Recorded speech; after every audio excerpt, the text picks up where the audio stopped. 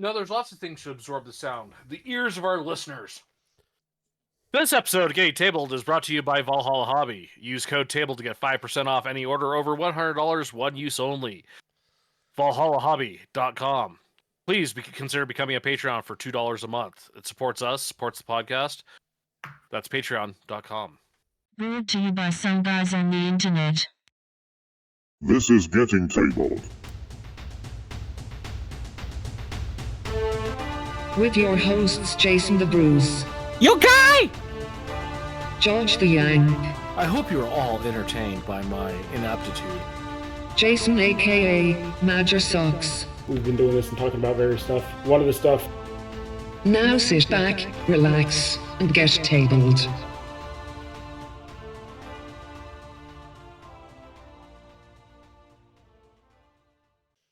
Hello, future people, and welcome to episode 132 of Getting Tabled with your host, the only one who can't see the northern lights right now, the Bruce.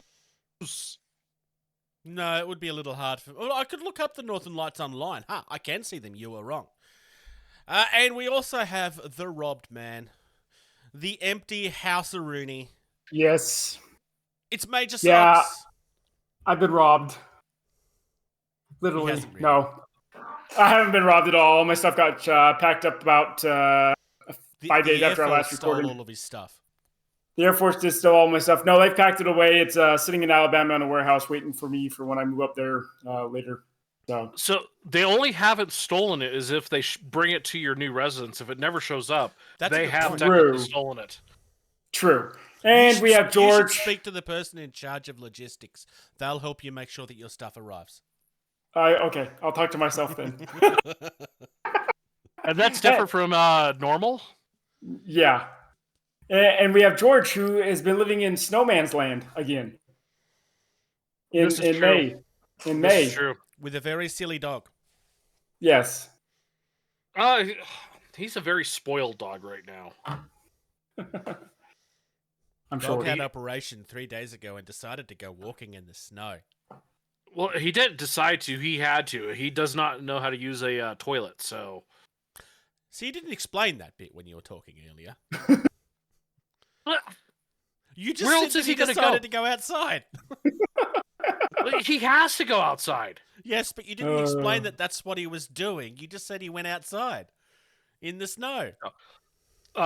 For those who don't know, my old man Corgi, he had his spleen removed. It was a half pound, which that doesn't sound like much, but when he only weighs 24 pounds, that's 2% of his body weight. So he's doing good. He's happy. He gets to hang out with me 90% of the time in a soft crate now. He's enjoying the spoiled life. So That's good.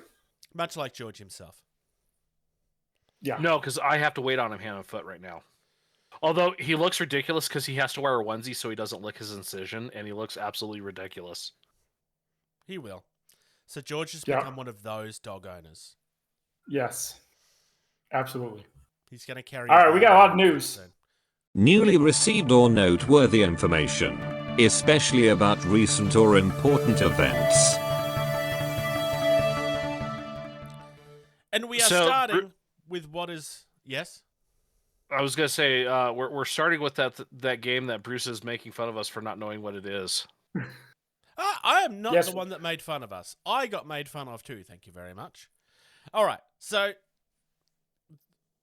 Qua is a game that we were talking about last time. Our comments last time, because we didn't really understand what it was supposed to be, George's only comment was something along the lines of, I don't understand what this is. I mean, it looks interesting, but it's really weird. And my answer to that was, maybe this is something that was from social media. Maybe this is from something when we were kids, but not for us. We were completely wrong on this, so I just want to correct us on this. This is a completely brand new property. We was right on one thing, though. I'm just going to read the opening description. It seems the Qua have always been at war when the first wandering clans of insect gatherers built their low mud-walled hut buildings. I was right there, Anteaters. Ha! I was right. This is a completely brand new property. They are deliberately creating something of their own. So that's basically what the news is here. It's just a correction on some of the stuff we were saying last episode. One of our Patreons actually called us out on this because they'd actually been kind of following this and got really excited to actually hear us talk about it. And then we kind of said all the stuff that was wrong. Not so much about how cool it looks, because it still looks really cool. But yeah, we got some details wrong about the origin of the quad. Of the game. Yeah. Our Anteaters don't have teeth. Sure. What's that got to do with anything? I'm not wrong. So I'm saying something that I'm not wrong about now. Okay. For once. I mean, you exist, so you are wrong. You live in a state that doesn't exist, so you That are. doesn't exist. Yet it still gets snow. Somehow. I mean, he says that it has snow. It might all be foam. It could be fake. Ask my corgi's naked belly if it was fake or not. Bellies don't speak, George.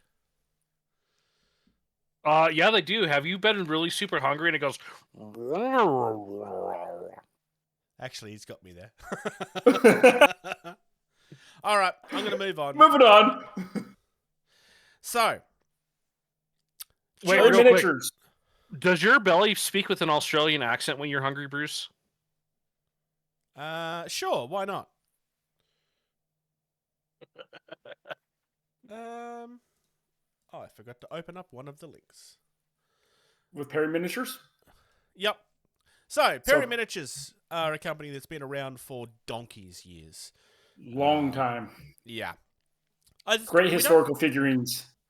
Amazing. Like, that they are kind of... That's what they're known for. Top of the list. They have flawless details. It's like they have an extremely good reputation. The thing I kind of wanted to talk about mainly, there has been some new stuff since I copied this link. They've got a couple of actual competition pieces that you can buy a copy of. But Ooh. the thing I wanted to look at was the townsfolk, because you don't really see this for Napoleon type stuff very often. Like just everyday regular people. So the first one, which is NX4 well-off townsfolk, all sculpted by Alan Perry. I don't know which one is which.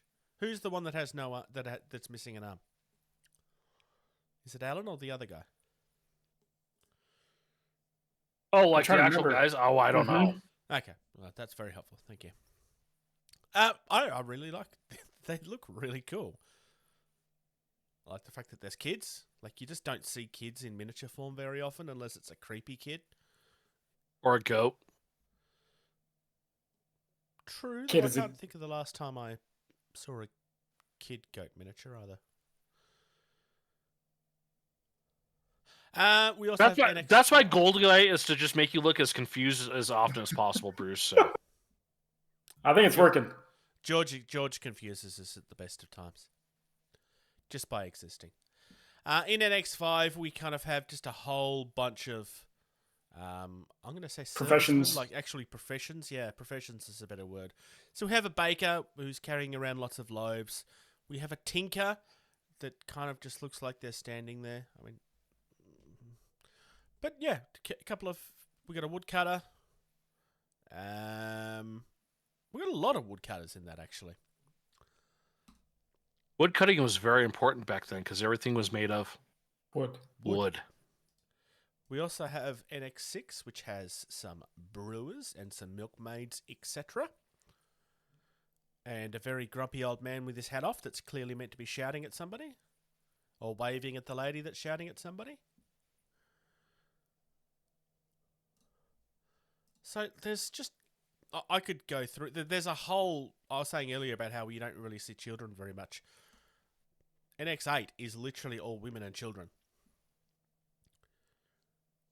I could make a really bad NXS joke right now, too. I'm sure you could. Hey, they came from my area of the world. In excess. Well, all these groups are called NX something, and... Yeah. So there's a whole list of these. I mean, you could go through and look at all of them forever. The links will be in the description as always. French Low Countries Civilians is probably the last one I'm going to look at. Which is pretty much exactly what you think it is. It's just all farmers and people that don't have a lot of money. There is one profession that is missing from this. Yes? Women of ill repute. I'm not entirely surprised. Are you surprised at the fact that I said it politically correct, though? Yes. I'm not sure that is the politically correct way to say it. Women of ill repute. That's the proper way of saying it. Isn't the PR way of saying it now just sex workers? Because we're not supposed to shame. Because ill repute suggests that it's. Oh, I don't know. So in this era, it's ill repute. Oh, okay. Wait. Then that makes sense. Then yes, okay. He didn't say that at the time. We're talking about Napoleonic era. What verbiage are we supposed to be using? Also, anyways, do you know why Napoleon always posed with his hand in his jacket? No, why? He was sheathing his knife hand. Sox gets it.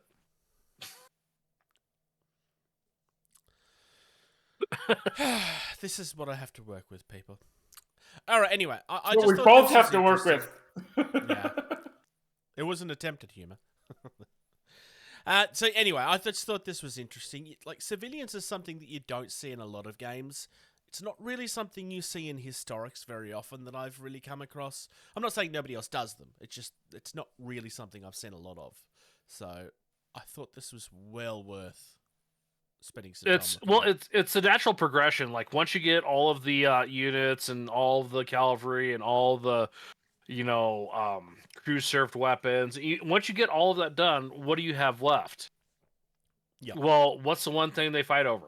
Villages, objectives, town. Yeah. What's there? These people. So yeah, it's a natural progression that they've done an excellent job on. Mm-hmm. There is a couple of there's a couple of skirmish games out there at the moment where like you can play. Like, it's alternate history in Napoleonic's type era. And I think these could be fun in those sort of like, rather than just having the same army men that's all painted the same, actually playing with just everyday regular folk might be interesting. I don't know. That was my thought. But moving on to something that the fact that it is dumb, stupid, idiotic. I know. Unnecessary. I know. So we've covered a few 3D printing things recently, some of which have been extremely impressive. There's been a whole series of different like table Cases. building, and cases is the huge one. Everybody seems to be making a case, and I'm just going to say it. There's a lot of people ripping people off in this space at the moment. This is not one of them. The latest one from Printable Accessories is a modular filament storage system. So these are decorative elements that you can store your filaments in. In which you use the filament, and therefore you no longer need the storage to store the filament because you've used. Because you've already used it. Yeah. Look, if there may be people in the comments that'll look at this and go, no, I think you guys are missing the point. I mean, I guess the benefit of this is that it makes them less ugly to look at, but I just don't see why. I don't understand how this has made 162,000 Australian dollars. I don't understand how there's 1,800 people stupid enough to give these people money. So I'm going to throw one thing out, Bruce. So if you're the kind of person that has a farm, right? So if you go and look at one of the images where you've got the little shelving bracket and then you've got all these little boxes sitting on there holding the spools, and then there's the little hole that the filament can run out of. You can have that mounted above your printer. You can unload your printer, load the new filament, print the thing, unload it. It's all right there stored. Yeah. So I'll give it that. But this whole decorative side with a dwarf face, come on, really? Are you serious? Like, I will give you that. That is a decent argument against my point of, there is actually a reason why people may want this. I don't understand how there's 1,800 people that have put in. How much is it? $48 each. it just feels really dumb. I mean, there's lots of things out there that don't need to exist, but this is just like these are going to take up so much filament just to build them. So here's the thing that's blowing my mind, right? Early bird merchant special, $239 US. There's only one of 80 left. Like, I get the, JP does it, and I get the concept of, if you've got the printers and the capability of, printing stuff and, reselling it to make money, I get that, that's fine. This is probably not one of the best investments for licensing. No. I mean, I can maybe understand that some people will go, hey, yeah, I really want this to look nice, therefore I'm going to make it look nice. I don't understand why anybody would pay more than the prices on this, which is the way it's going to have to work if you're going to sell them. Because that's the whole point, is that you are paying so that you've got a license to sell these things. I will say this, you can actually build a cart with this, though with the amount that you're going to spend on filament, there is no way that's a very good way of doing it. Because those plastic carts are dirt cheap, and that's kind of the point of them, is that when you destroy them, they're just cheap to replace. There's no way you're building a cart that large and it's going to cost you less than one you pick up at Walmart. Maybe less than in Australia, possibly, but they're not even that expensive here. Unless you buy one of the fold-down ones. It's just absolutely... I could solve this problem with... So, the little metal brackets that have got a loop in it, right? Yeah. You get two of those, screw them into the wall. Then you get yourself a wooden dowel, and you hang that. And then you can put your reels on that wooden dowel, and then they're hanging on the wall, out of the way, stored. For $15. Or I have a wonderful idea. They all come in cardboard boxes, right? So you put the new one in the cardboard box when the other one comes out. I mean, we're being facetious to some extent, but I just don't understand why anybody would spend money on this. Seriously, if you're looking at this, or if you've backed this, and we're really wrong here, please tell us what it is that you see in this. This just feels like a giant waste of everybody's time. Yeah, absolutely. Look, they're very pretty. The actual cases are very pretty.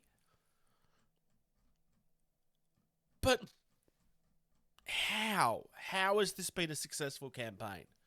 Yeah. How is this not the epitome of nobody asked for this? Looking at the actual company themselves, they're based in New York.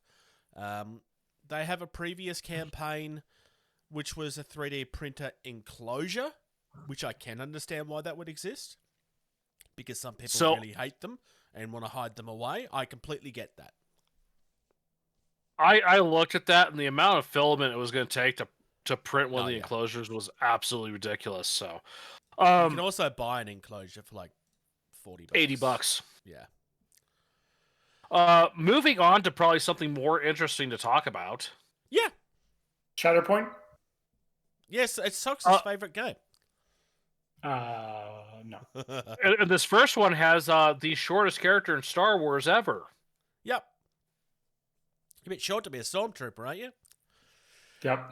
So we start he with is 5'9". He is 5'9", 5'9", so if you look at military standards, the silent drill team for the Marine Corps, everyone has to be 6 feet tall.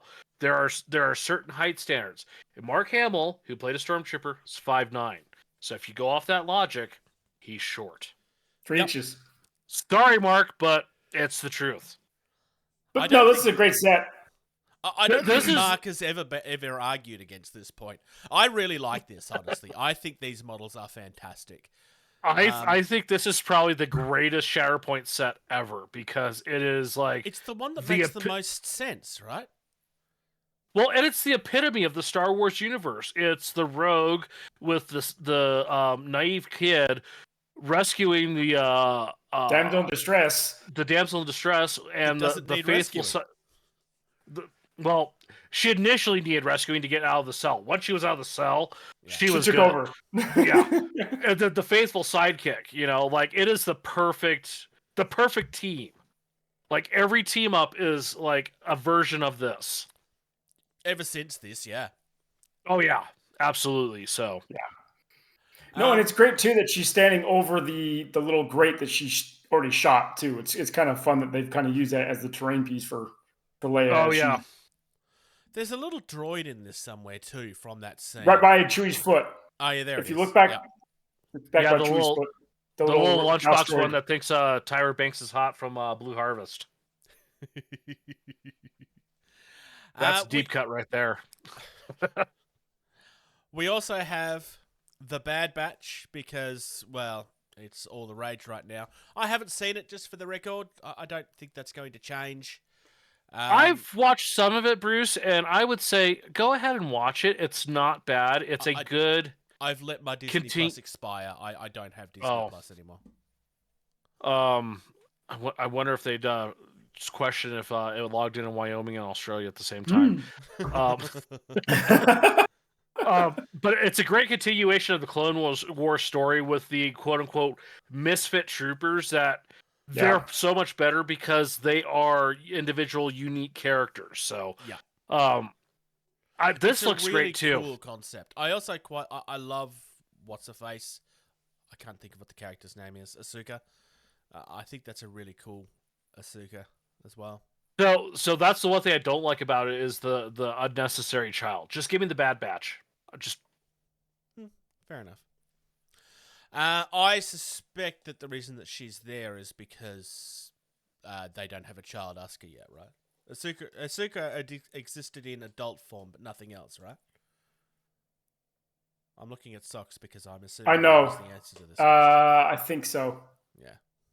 And therefore it makes sense, yeah. These were all previewed on Star Wars Day, just for the record. The last one is back to Shatterpoint. Oh, the previous one was for Legion, by the way. And so, yeah, the last one is the Crew of the Ghost, which is just, again, something that's been really hot lately. And this is make the impossible possible. So, yeah. I don't know. I like these. The first one's easily my favorite, and it's not even close. Yeah. Like, the other two are just like, okay, this is cool. Like I said, it is the best. It's the best set ever. I mean, it is what started the franchise to what it is now. Yeah. You know how every so often, this is a comment that was made on the On Tabletop show on the weekend, The Weekender. I think it was Jerry made a comment about how he'd love to see like a box set of Darth Maul against the two best Jedis that's ever lived. Like that scene from where he opens the door and he's there and everybody's you guys can die, we're going to go somewhere else now. Yeah. I can't disagree with him, honestly. I think that would make a great Rivals box, as much as the last one came out and I was like, this is disgustingly expensive, which it was. I think that could be fun. Yeah, because you don't actually have Qui-Gon even in Legion. Legion doesn't have Qui-Gon as a character. How have they not done Qui-Gon? Because he's only in the first one. He's not in part of the Clone Wars, which is what the There's Legion deeper is all dives about. than that. I have to agree. In saying that, you also don't have the Gungans, so... No. I mean, and to be fair, it's Qui-Gon's fault that, a lot of stuff's in a mess. It's all his fault. It's hard to... I don't know if it's really his fault, but some of the decisions he made... He's the one that persuaded Obi-Wan to train Anakin. Yeah. And so we got Anakin, and so all that stuff happened. Order 66 got executed. Hence the rest of Star Wars. Anakin killed all the younglings. Samuel Jackson got killed. All the Jedi are dead. Because Qui-Gon... I would argue that the Jedi Council are more responsible than Qui-Gon were, because him turning was because of the Council. Because That- Qui-Gon that- recruited him. Yeah, I suppose. Yoda said, "Too old is he?" Yeah, but they were also a lot more blind than they were trying to admit. They was already on the way out, whether they wanted to admit it or not. Anyways, Yeah, it doesn't matter. Hey, All we can establish here is that according to George, Palpatine did nothing wrong. Everything is everybody else's fault. Palpatine did nothing wrong at all. Qui-Gon did everything wrong. Yeah.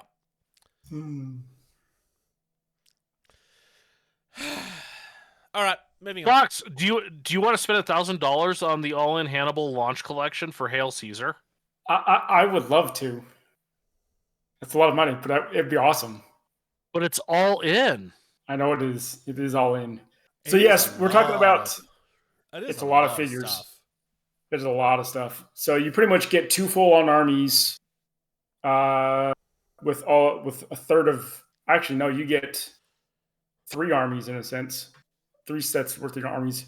So we're talking about the Hail Caesar, the new Epic series coming out for Warlord Games.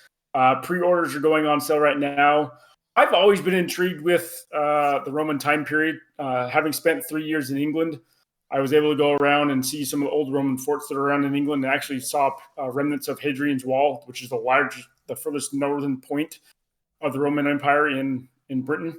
And so I've always thought about getting into their 28 mil scale, but now that they're coming out with Epic, it's kind of on the hinge of, ooh, do I want to get it? Do I want to get it? But some of this stuff it looks pretty cool. I mean, even at 15 mil scale. Yeah, I mean, I'm scrolling through these images now, and these are so much better than they have any right to be. Yeah. I mean, the elephants are huge, so I mean, obviously that's. But even just going back to the actual, just the people images themselves, they're far better than they have any right to be. The detail on these is magnificent. For 15 mil, I have to agree. And a lot of people have been worried about, because in the 28 mil scale game, people were worried about the lines of the Roman soldiers themselves and being able to make them in their standard squares that they would normally be in as part of a legion. But I think they've done a really, really good job on how they've based these miniatures to be able to do that pretty well. Isn't phalanx the word? Mm-hmm. Phalanx. Phalanx. Depends on what part of the world if you're in the Commonwealth or not. Yeah. And it's great to see even some of the MDF Roman forts that you can get down below, and some of the. I don't know if we've looked at forts and stuff in the past, but these MDF forts that Warlord puts out through Sarissa. Yeah, so some of really that nice. stuff is Oh, that's good. Which one? Hail Caesar Epic Battles Roman Marching Fort. Yeah. Oh yeah. That is magnificent. That's what I was just talking about. So yeah, you can get a couple of gates. You can get a couple of extension walls to make it a little bit longer, a little bit bigger. But yeah, just that couple of towers. Yeah, this is really, really good. They've done a really good job here. Yeah, so Epic is one of those things that's just taking off. It's kind of ridiculous how popular Epic has become so quickly. The only concern I have is that are we getting too much of it too quickly? But it's kind of hard to know. Time will tell. I think people were enjoying the larger scale games because you were able to do you're able to get through a lot of stuff. You didn't have to sit through hours and hours of painting. Whereas I think people are starting to enjoy the larger scale games where you can have huge Roman legions or play out the Battle of Gettysburg for black powder or whatnot for the American Civil War stuff. And so I think that's why we're seeing an influx in Epic games, is because people are wanting to have grander scale armies. Which you just can't do at larger scales. Correct. Not realistically. I mean, I know that there are people out there that have collected for long enough and have tables large enough where they can do that sort of thing. but most people can't. Yeah, it's just and not just that, but gaming clubs and even gaming stores are having a hard time business wise. I mean, even having table space, even before COVID, stores are having a hard time with table space, and so being able to do large stuff like this on smaller tables is easier for stores and gaming clubs around the world. So this is why we need to support the types of stores that can host events, such as Valhalla Hobby. You should support them. But can I just jump in real quick on something? Yeah. A previous episode, we talked about the Soldier of Fortune 009, James Doohan on D-Day. mm-hmm. He is sold out. I love seeing that he is sold out. Yeah. That makes me happy in the cockles of my heart. It makes him happy. I know you corrected yourself, but I'm not letting it stand. This is why we need to support the stores that actually do have table space and stuff for people to play. Especially in the US at the moment, I've been hearing a lot of people talking about how stores are starting to limit table space because you can't make money from table space. And in some areas of the United States specifically, you can't go to stores to play games anymore. It's becoming very, very difficult. The only solution to this problem is that you need to be supporting your local stores. As much as local store, we always want the best deal that we can. But if you don't support those stores, they won't exist. I know of a couple of stores that have gone out of business because of high rent, low player base, unfortunately. So something that people don't like to talk about is the wargaming hobby is a very risky one. Stores closing in this space is quite frequent and always has been. It's part of the way that Games Workshop have had a monopoly for so long, because they have always been the one that survived. And they are everywhere. You can't really get away from them. So, yeah. They've got a store in Wyoming now, of all places. So, yeah. If this is something that's concerning you, you should be spending money at your store. If you don't want to buy models there because they don't have the things that you want, then buy their snacks and buy their drinks, because they make more money from that than they do the miniatures anyway. I can tell you that for a fact. Anyway, we'll move on. Armored Clash. And you're welcome, by the way, Socks. I fixed your spelling mistake. Oh, you're welcome. So, yes, we've been talking about War Cradle Studios coming out with their own next version of their Dystopian Wars set, Armored Clash. It is getting ready to be going on to pre-order here later this summer. But UK Games Expo here in a few months, they will be showcasing the game, actually next month. So if you're there at UK Game Expo, go take a look at it, because it will be on as demo. So I assume that we can expect to know when pre-order begins between then and now? I would assume so. If not, right around Game Expo timeframe, they'll probably have it later announced. I haven't heard anything officially, but just in that posted here on Facebook, it just says starting late summer. So I would be hearing of a date here soon, I would think. Yeah. So for those unaware, where Dystopian Wars is very much sea and air based, Armored Clash is going to be land and air based. Correct? Correct. And it will be a different scale than what Dystopian Wars is. Oh. This is set at we've seen we've seen the little land tiles with the little tanks on the little circle bases in Dystopian Wars. These tanks are 15 mil scale, and so the troops are going to be about 15 mil or 10 mil. Sorry, 10 mil, and so they're going to be about Dropzone Commander size in terms of vehicles. Yeah. If I remember correctly, Bruce, the original by Spartan games, like all three games were in the same scale, so that you could do all three. Yes, but the game also famously didn't work. the original game, which was supposed to be land, sea, and air all at the same time, didn't work. The community turned around and said, no, we're not playing it that way because it doesn't work. They only played one version. They only played the air, the land, and the sea separately. Yep. So there was changes that had to be made anyway. Sure, I get that. I'm just saying that's how it was originally intended. So yeah, across the Warhost community, which I'm part of, some of the Warhosts are asking that they have a system similar to what we have in Dropzone and Dropfleet, where you can kind of do a grand campaign where you do a game of Dystopian Wars and then you do a game of Armored Clash, kind of off and on. So I think that needs to happen, if not at least in an expansion, if not initially. Yeah. Do you know how awesome that would be to do that with a Drop Fleet Commander game, and then like the 6 Drop Zone Commander games, and then 12 Drop Squad Commander games? Yep, that would be fun. Hey, well done for using the right name. It's a shame that we don't all do that, right? Isn't that right, Socks? Yes, I'm sorry. It is Drop Squad. You're correct. No, look, I'm really excited to see how this comes. Obviously, we need to see, something, anything. Yeah. I said this to you in the chat earlier, which is that when you added it, my first reaction was something along the lines of, "This isn't news. We were told about this months ago." And then I saw, oh no, hang on. The news is that they're at the UK Games Expo and that they're going to be showing the game off. So yeah. Yep. Yeah. I would like to see more though.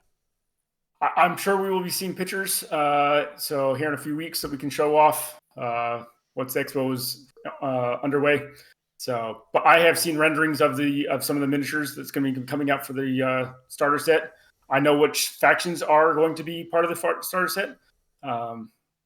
What are they? That's all. I'm not. Nope. What are you not at liberty to say? Which one are you going to get first? I'm not sure. One of the ones in the starter set. Yes, I probably will be getting the starter set. Just not sure if Hail Caesar will come first. Fair enough. But that will just include the more backtrack that I have in my log, like we all have. Log? What log? I don't have. What's backlog? I don't know what you're talking about. All right. Moving on. Away from that. How dare you, Socks? I know. Be ashamed of yourself, admitting that we have. I am. I like this. So, Dungeon Saga is a game that came out quite some time ago. We have known that this was returning for a while, but it is returning. They're not redoing the game. The sequel is a prequel. So it's the Star Wars movies all over again. So this takes place before the original game. They didn't want to replace the original, but they wanted to expand on the rules and kind of modernize it a little bit because it is getting on now. And I have to agree with you, George. I also really like what I'm seeing here. These sculpts are magnificent.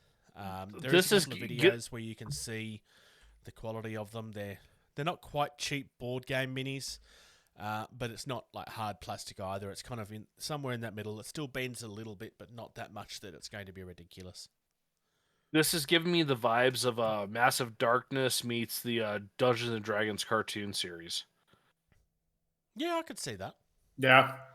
So this is a dungeon crawler. So it's a dungeon crawler in every sense of the word. I think I'm basically going to repeat what most others have said at this point, but I love the undead troll. It's just magnificent. The original one was cool too, but it wasn't this cool. It reminds me of HeroQuest. If you ever remember the old board game from the 80s and early 90s, HeroQuest. There's a reason for that. It inspired this. I was going to say, when the original came out, HeroQuest hadn't been redone at that point for 25 years or so. Yeah. I actually own the original version of this. And it is a really good game. I would highly recommend it. At this point, buy the new version, obviously, because you'd be silly to buy the old one. We also have an expansion coming. We already know what the first expansion is. And it's Glimmer of Greed. So it's goblins.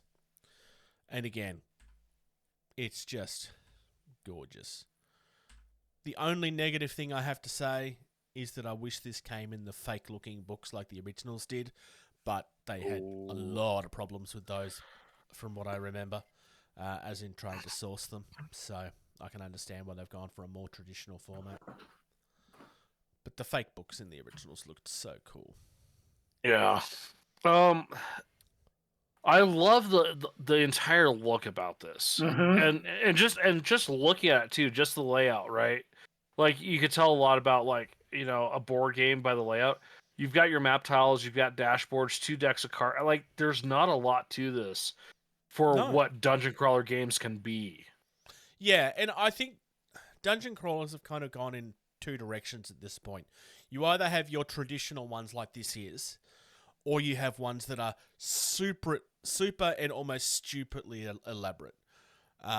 Some of which are elaborate and it really works. Others are just elaborate because they want to be complicated and sell more stuff. Well, example with Massive Darkness 2, it is fairly simple. I can't remember last count because I didn't get the deck holder with the campaign, which I should have because I think there's like 14 some odd decks. Oh God, that's ridiculous. Yeah. Well, but the way they're used, it's simple, it's straightforward, but there's still 14 decks that you have to have real estate for. Hence why deck holder. I'm not spending $140 on the deck holder now, so. Yeah. You could just buy a regular deck holder. No, well, I mean, they're all varying sizes. You got the little tiny cards and regular cards and giant cards. Yeah, it's. Yeah, that's. I know it's the absolute worst thing possible. So, the one thing I will say that I also love about this too is they haven't changed the artwork.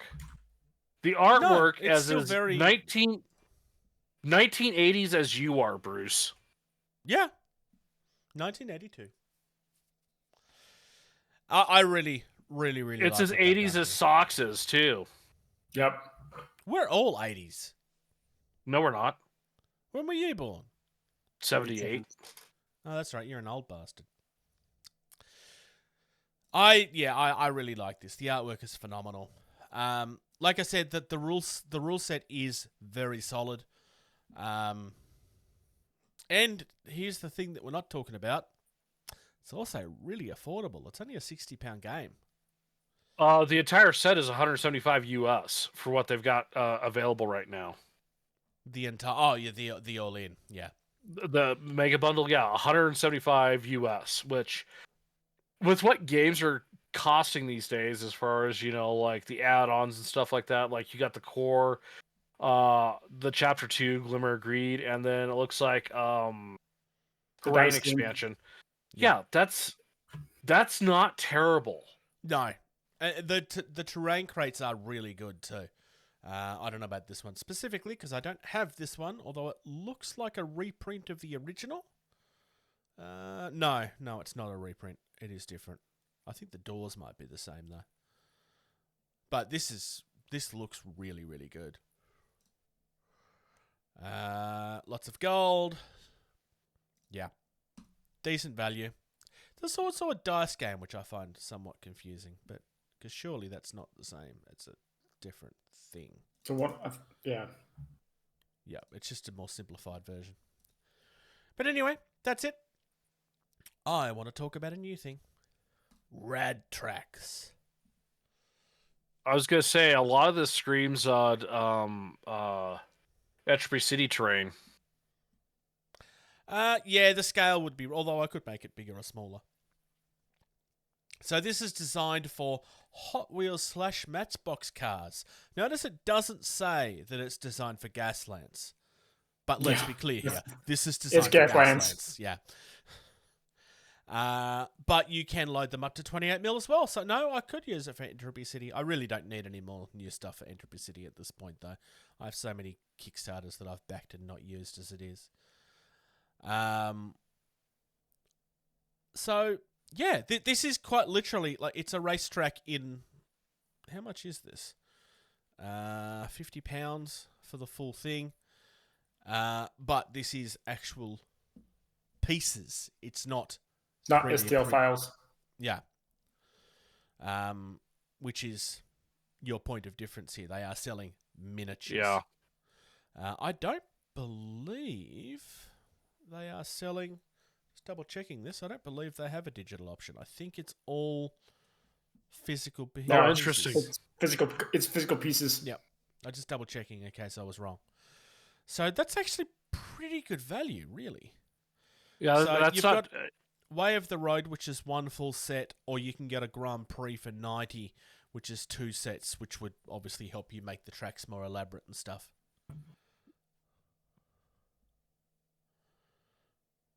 This is just fun, honestly. All of it's been sculpted based on the artwork of someone called Scott Vander Bosch. It's been pre-painted and looks really nice. I don't really have anything else to say. I just think it looks really nice. Oh, I didn't notice this. You do have a way, if you don't like the pre-built packs, you can build your own pledge at the £1 level.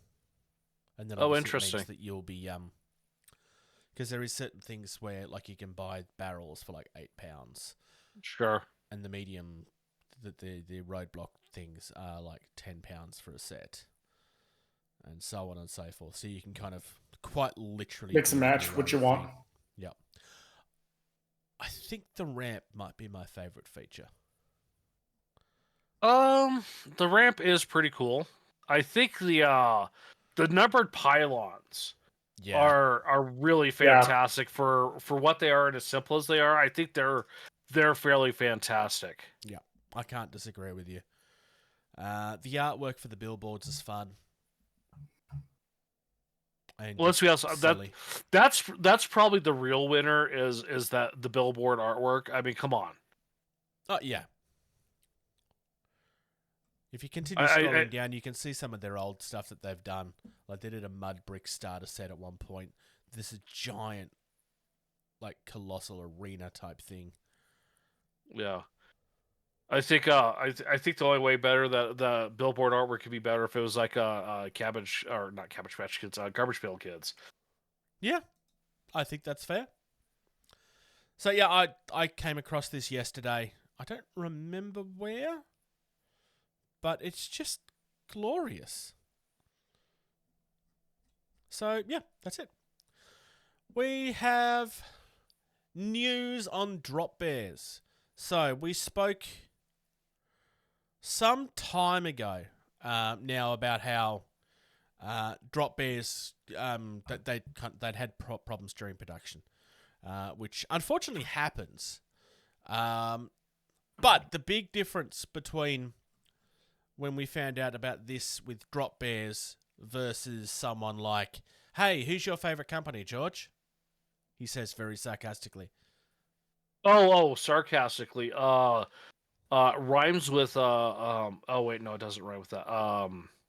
I can't use the word on this podcast. Fine.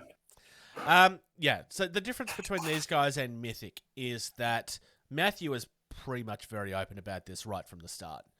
And he laid it all out, like that the money hasn't gone as far, because this was originally it's during the pandemic, and then we had several shipping crises and costs of living and everything has gotten more expensive since then.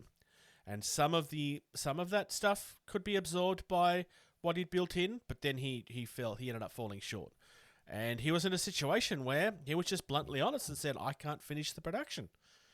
The community pretty much turned around and said, I assume what he hoped would happen, which is that, look, dude, put something together, give us the option of putting more towards it. He's like, well, I definitely want to do that. I need to put together a plan and come back at you guys with the plan. There was a few people that had kind of made suggestions of like little low-cost incentives that he could sell to raise funds.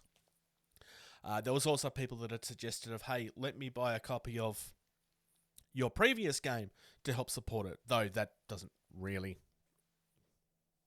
work in the same way, I suppose. So let me throw this out as something that he's done that Mythic never did. Mm-hmm. So the short story of this is he is asking for an additional shipping contribution. He has spelled out that number exactly what he needs. Yep. Quite And- literally. and- He's shown the evidence of where everything is. So at this Yeah, stage, like- production has happened, but he won't get it unless it's paid, unless the difference has been paid for. Yeah.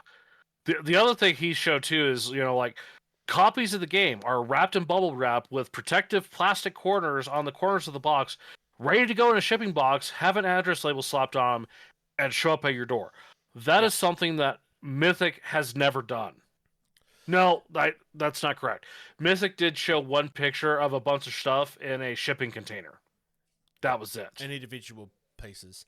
Up until this point where the plan had been revealed, we've also had a couple of updates of how things were progressing, actually specifically pointing out where things had fallen over. He's been very, very transparent, which again is something Mythic never did.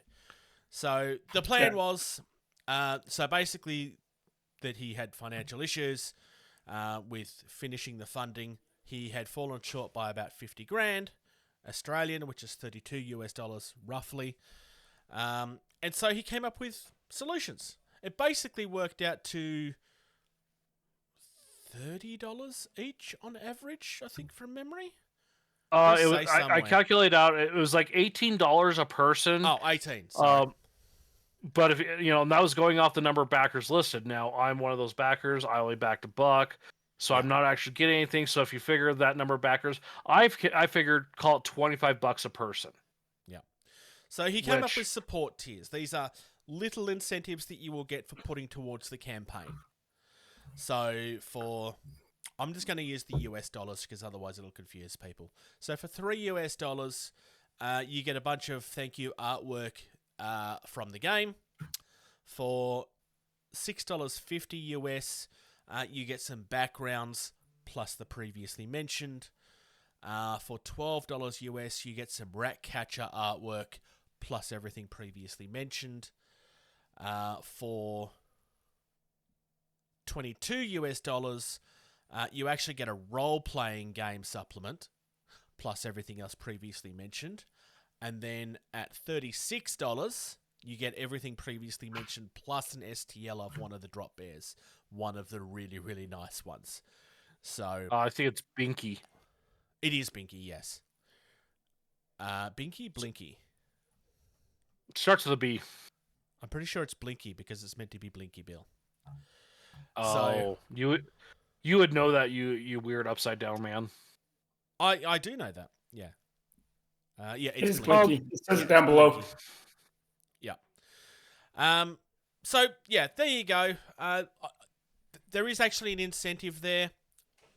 It's something that he's been able to produce that didn't cost him a lot of money, but is still an incentive that people will enjoy, which I like. Yeah, absolutely. Yeah, because he's like, you can't in a situation like this. You can't just go, well, if you give me more money, I will give you an expansion, because then you're adding more cost. Or in the case he's of done Mythic, this in a way of they will get something, but it's not something that's added a lot of cost to it. Well, like in the case of Mythic, though, it's just like, hey, give us this, or you're not going to get it. Yes, and that is quite literally what... And he has... Whereas Mythic also have kind of not really spelled things out very clearly. They've just kind of vaguely talked around things. He just outright answers some questions. What if the funds aren't raised? It's currently outside of the financial realm of possibility for me to fulfill the campaign without camper assistance. So, quite literally, if this doesn't happen, I can't finish the project. He's just outright said it. What if I don't add additional funds? He'll endeavour to make sure all campers get their pledges promptly. This is regardless of additional support. So nothing is being held hostage, but if this doesn't happen, it won't happen, because it can't. But if I support it and George doesn't, that doesn't mean that George doesn't get his stuff. Because this is a voluntary contribution to help finish the project. Yeah. Can I still receive my pledge if I can't contribute additional funds? He's answered the same question in a different way. The answer is yes. How will the new content be delivered? When can we expect it? Answer: the new content will be included as part of your pledge rewards on BackerKit. BackerKit is how he's getting the extra funds. So it just goes through there. If you pledged extra, then it will unlock when it unlocks. What steps are being taken to prevent further delays? We've already kind of shown that it's already happening. How can I stay updated on the project? So, what occurs with any excess funds? So, if people actually end up giving too much money, what happens? Which is possible. Any contributions will be thoughtfully utilised to maximise the fulfilment of the project excess funds. May also lead to further support material being available. It's the least I can do. So if there's stuff that's left over, it'll be spent on the campaign, is what he's saying. Yeah. So, honestly, like, it's just been really, really, really transparent. We've actually, we had an interview with Matthew a good couple of years ago now. I've spoken to him in person a number of times since then. He's really open. He's really honest. This has been something that's really, really weighed heavily on him. He hated the fact that it actually came to this. He fought it. He fought trying to avoid it as long as he could, basically. And then in the end, he just had no choice. In the comments, there is a couple of people that were saying, hey, is there a way that we can keep a track of how it's going? And apparently BackerKit don't really make an easy way of doing that.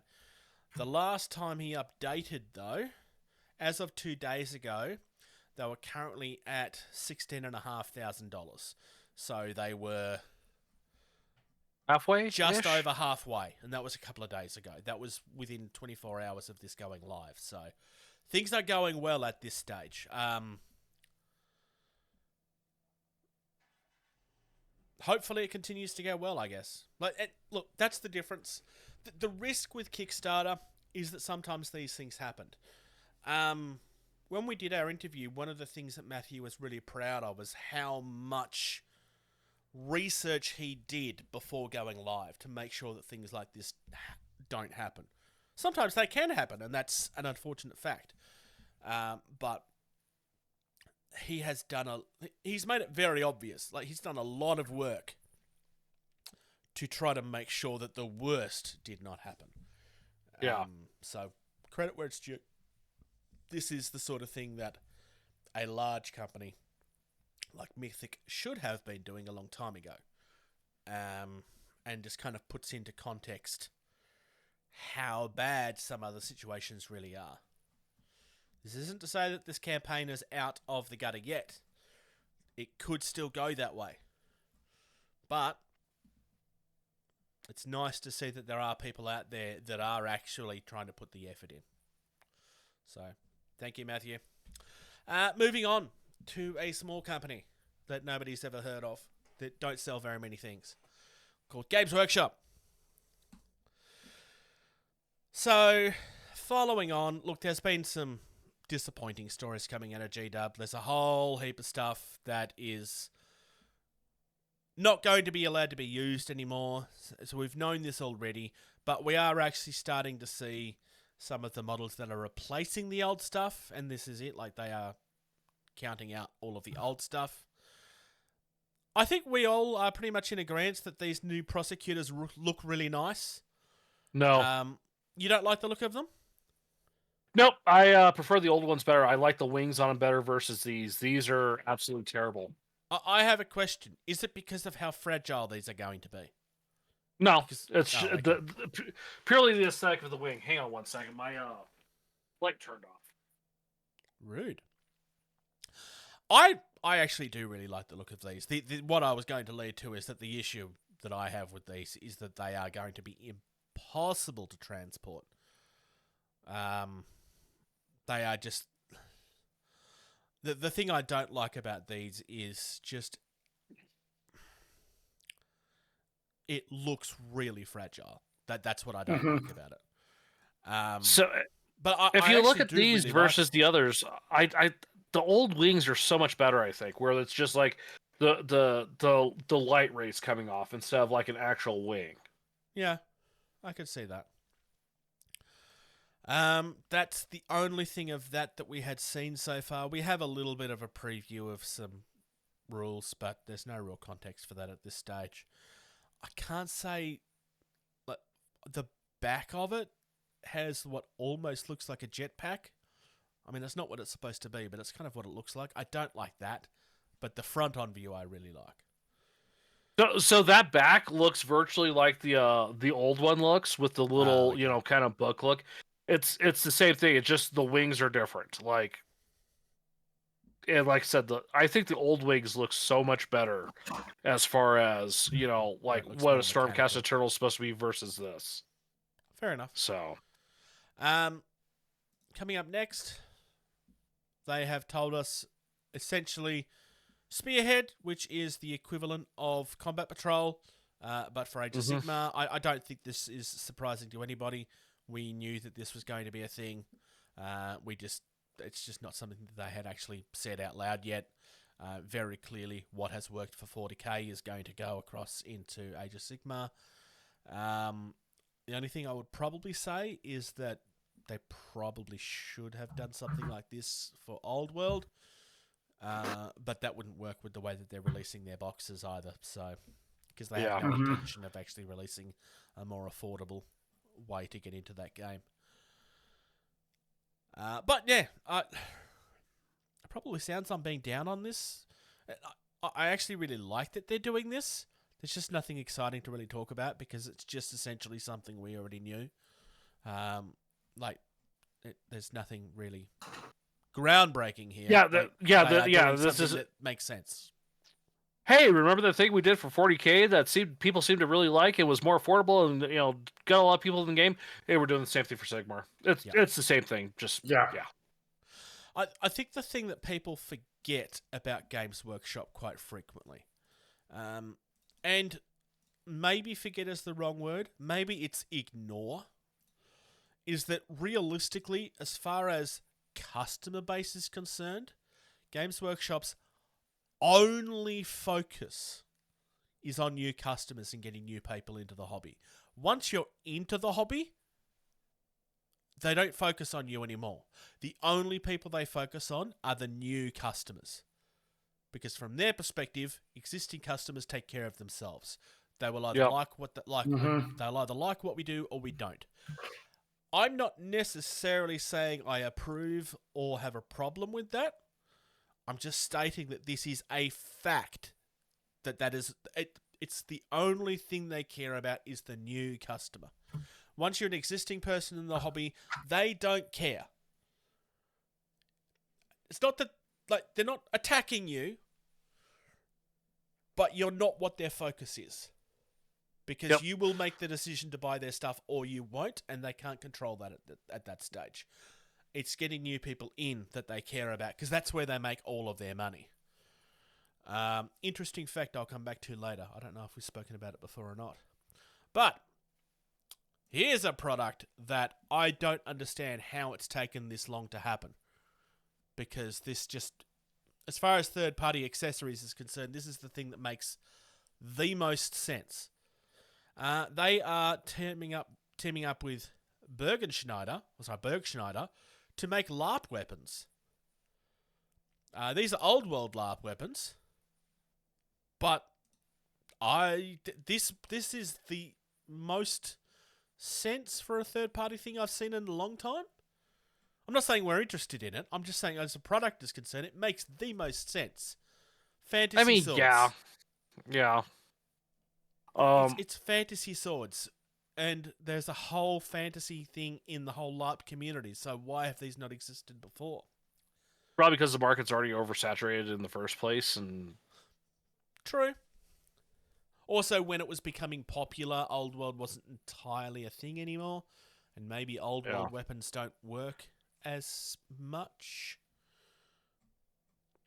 I don't know, this is something, I just think this makes a lot of sense. Officially, like people make their Warhammer LARP stuff already, but there are people that don't have the skills to do this. So Yeah. Here you go. Here's your option. But Bergschneider have an extremely good reputation for this sort of stuff. They have made like weapons from books. They have made weapons from video games. They have an extremely good reputation for this sort of stuff. So it makes a lot of sense. It'll be interesting to see what else happens. I would be extremely surprised if we don't see power swords and stuff in the future. I don't see us getting chain swords because that's just... I think that's going to be... I see chain. If power swords happen, chain swords are happening. Power swords are just a fantasy sword that's been painted differently, right? Well, and it's got some extra bits on it to make it a power sword with True. But and I'm sorry, if they do a power sword, they're going to do a chain sword. It's the natural progression of it. The only concern I would have with the chain sword is how do you get something like that's not going to break in shipping? Because those teeth are going to come off before you even get the product home. I'm sure they can find some material to make it out of that they won't break off. It'll be interesting to see. I'm kind of hoping that we get to see more than just the Empire stuff. I would like to see some Skaven stuff. I'd love to see like just other people's weapons. Yeah. Speaking of Skaven stuff. Yeah, speaking of Skaven stuff, we're getting new Swiss cheese? sales. So another one of the things that's going away is a whole heap of the Skaven stuff. One of them was the Jezzails. Nobody was upset to hear about this because the old Jezzails are horrible and they're all made out of fine cast. And if you don't he means think they're fine horrible, crap. you're wrong. It's not fine cast, it's fine crap. Yeah. The old Rat Ogres are horrible too. So nobody's... I'm sure that there are some people that's upset, but yeah. But this is stuff we have screamed that we want replaced for years. This is not a problem. As unexcited as I am about that Stormcast Eternal, I am 180 degrees opposite direction on these Skaven. These look fantastic. As someone that was making his own and was really proud of them, you will remember, I am quite happy to just buy these. I'm not buying the Age of Sigmar box set when it comes out. I will wait for these to come out separately, but I'm 100% buying these. These are worth me having to paint them again. I really like what they're doing here. They feel like they fit in the army. The detail's really nice. It just works. And that's it. I thought we had one more. Do we? No. Oh yeah. You added it. You added a white dwarf? Oh yeah. And then I forgot to open it. That's alright. I will do that now. So we quite literally have a new White Dwarf coming. I mean, this is part of the whole 500th episode of White Dwarf that's being released. But as part of that, we're getting a new Grombrindal. Grombrindal, I believe. Grombrindal. So I was right to begin with. There's also a merch box that's just... I'm sorry, I don't care. I do like the new Dwarf Mini, though. The Dwarf Mini is really nice. I like the poster, but yeah, I was on the way to a Corgi Derby last weekend when I got the email of you can pre-order this now. We stopped to get lunch at a sub shop on the way to said Corgi Derby, and I pulled up my phone and I placed a pre-order for the White Dwarf, the Mini, because Dwarf.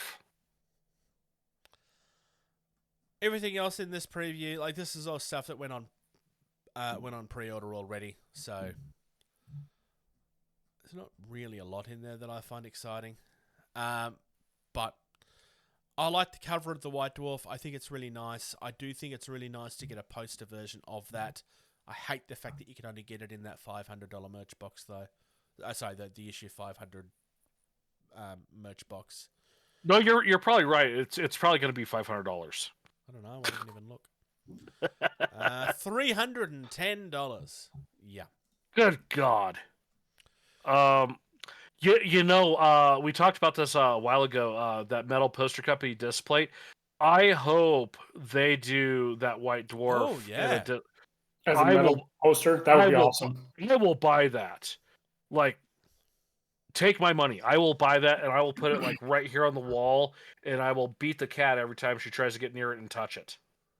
Yes. Yeah. No, it's really good. The only disappointment for me is that there was a rumor that we were going to get a combat patrol for the Kroot in this magazine, and that rumor was clearly a lie. So disappointed. They're just teasing you. Look, it's my fault for holding out any hope that there was actually going to be some truth in the rumors for a change. There's a reason we don't talk about rumors, and it's because 90% of them are lies. Don't pay attention to rumors. They're just full of it. Let's be honest. The only rumor that came to fruition was Leagues of Votan. Yeah, but even then, that was a rumor a long time before it was. That was a rumor that was fictional for a very long time. And then they, posed it as a joke, and then it's just like they suck. They're like, oh, no, we weren't joking. Yeah, like, God, that still is the best April Fool's joke ever because it turned out to not be the joke too. So the thing about that nobody likes to talk about is that the rumor mill had stopped talking about it at the point where they made the joke. The rumor mill about the Kroot. The Kroot has been in the rumor mill as an army that was in the works for at least a decade. Hence why I keep on saying I was waiting for that for at least a decade. Do you know what that rumor mill still had stopped by the point where they'd started where they actually did it?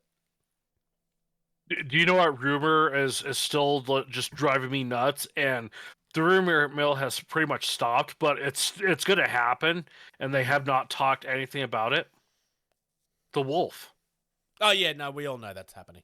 It's been hinted at long enough. Yeah, it's just a question of when they decide to do it at this point. Yeah.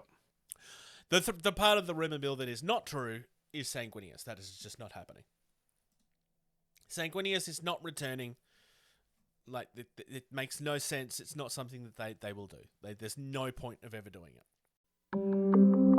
Dream, glue, prime, paint. Socks! Tell us all of the hobby that you've been doing.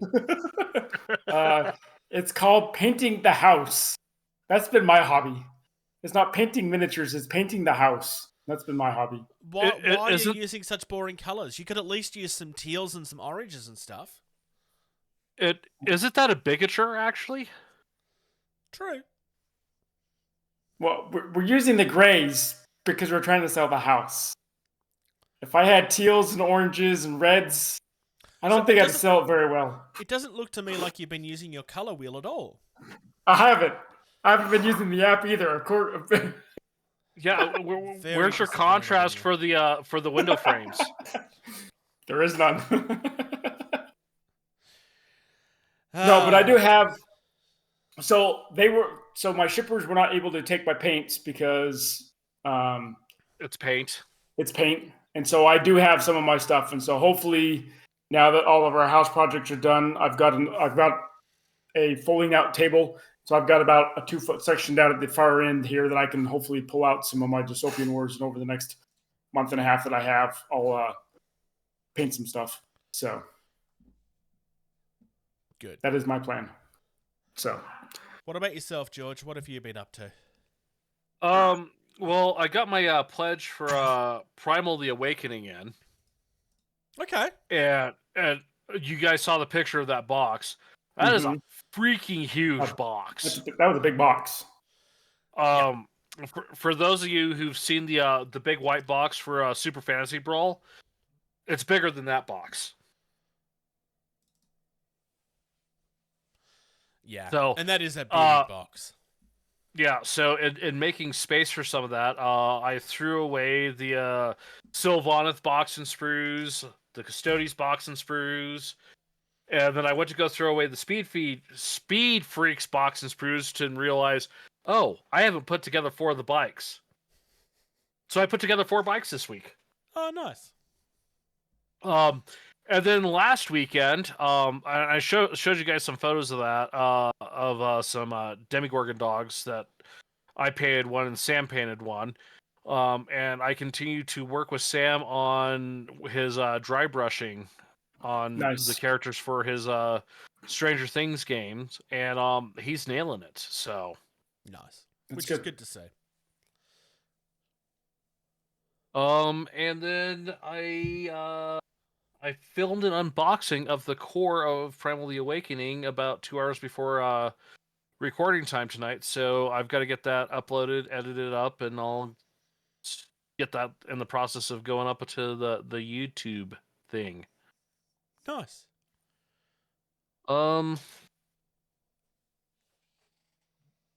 That's it. Cool.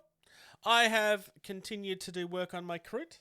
I haven't done as much painting over the last couple of weeks as I did previous, but I know that that's not going to focus very well with my lights being the way they are, but I did change the back of the cloak. I wasn't happy with the way that it was, you'll remember. I hated how it looked. And it's now, it's all like browns and tans essentially now. There should be, there's pictures on the Discord that you can see. So he is finished. I'm really, really happy with him. I have done the basing as well. It's all nice and jungly. I have also been working on the Crutox riders. On little doggy. They're not little socks. I know that. It's like a big gorilla thing. So you'll notice that there's 2 different teal colours here. There's one that's a very heavily blue, and there's one up here that's very heavily green. That's continuing across both of them. I actually have 4 different... Actually, technically, I've got 5 different skin recipes for teal that I can use now. Because I have 12 different paints that are all triads, and they're all supposed to be recipes together. But I accidentally mixed the wrong ones at one point, and it still worked. Which, ironically, was with the first one I painted. I got the colours wrong, and it worked way better than it should have. Which is just a reminder, folks. You don't always have to paint with the colours that you're told to. Because sometimes you actually discover things. For example, famously, you don't paint with peach colours to paint natural coloured skin. You should actually have wrong colours underneath it for your shading and stuff. And I'm saying wrong because it sounds wrong to our head. But there are people that will paint skin and they will start with blue and green and purple. And it will look really, really weird. Until they're finished, and then it's the best looking Caucasian skin that you've ever seen. So yeah, you don't have to paint the way that you're told to paint. Paint however you want. But yeah, I've kind of just been taking things slow. I've done like a whole heap of the beaks on a whole heap of the rest of them, but there's nothing exciting to show there because it's a grey miniature with a bone-coloured beak. So, excuse me. I also bought my ticket for the tournament next weekend, so I am Nice. officially going to the Malifaux tournament. Because there was a Yay, big question mark as Bruce! to whether I could or not. But I am going. I'm not sure who I'm going to use yet. I may end up playing with the same faction again. We'll see. Talk nerdy to me. For Game Talk, we are officially covering the Dropzone Commander Community painting tournament. Not tournament.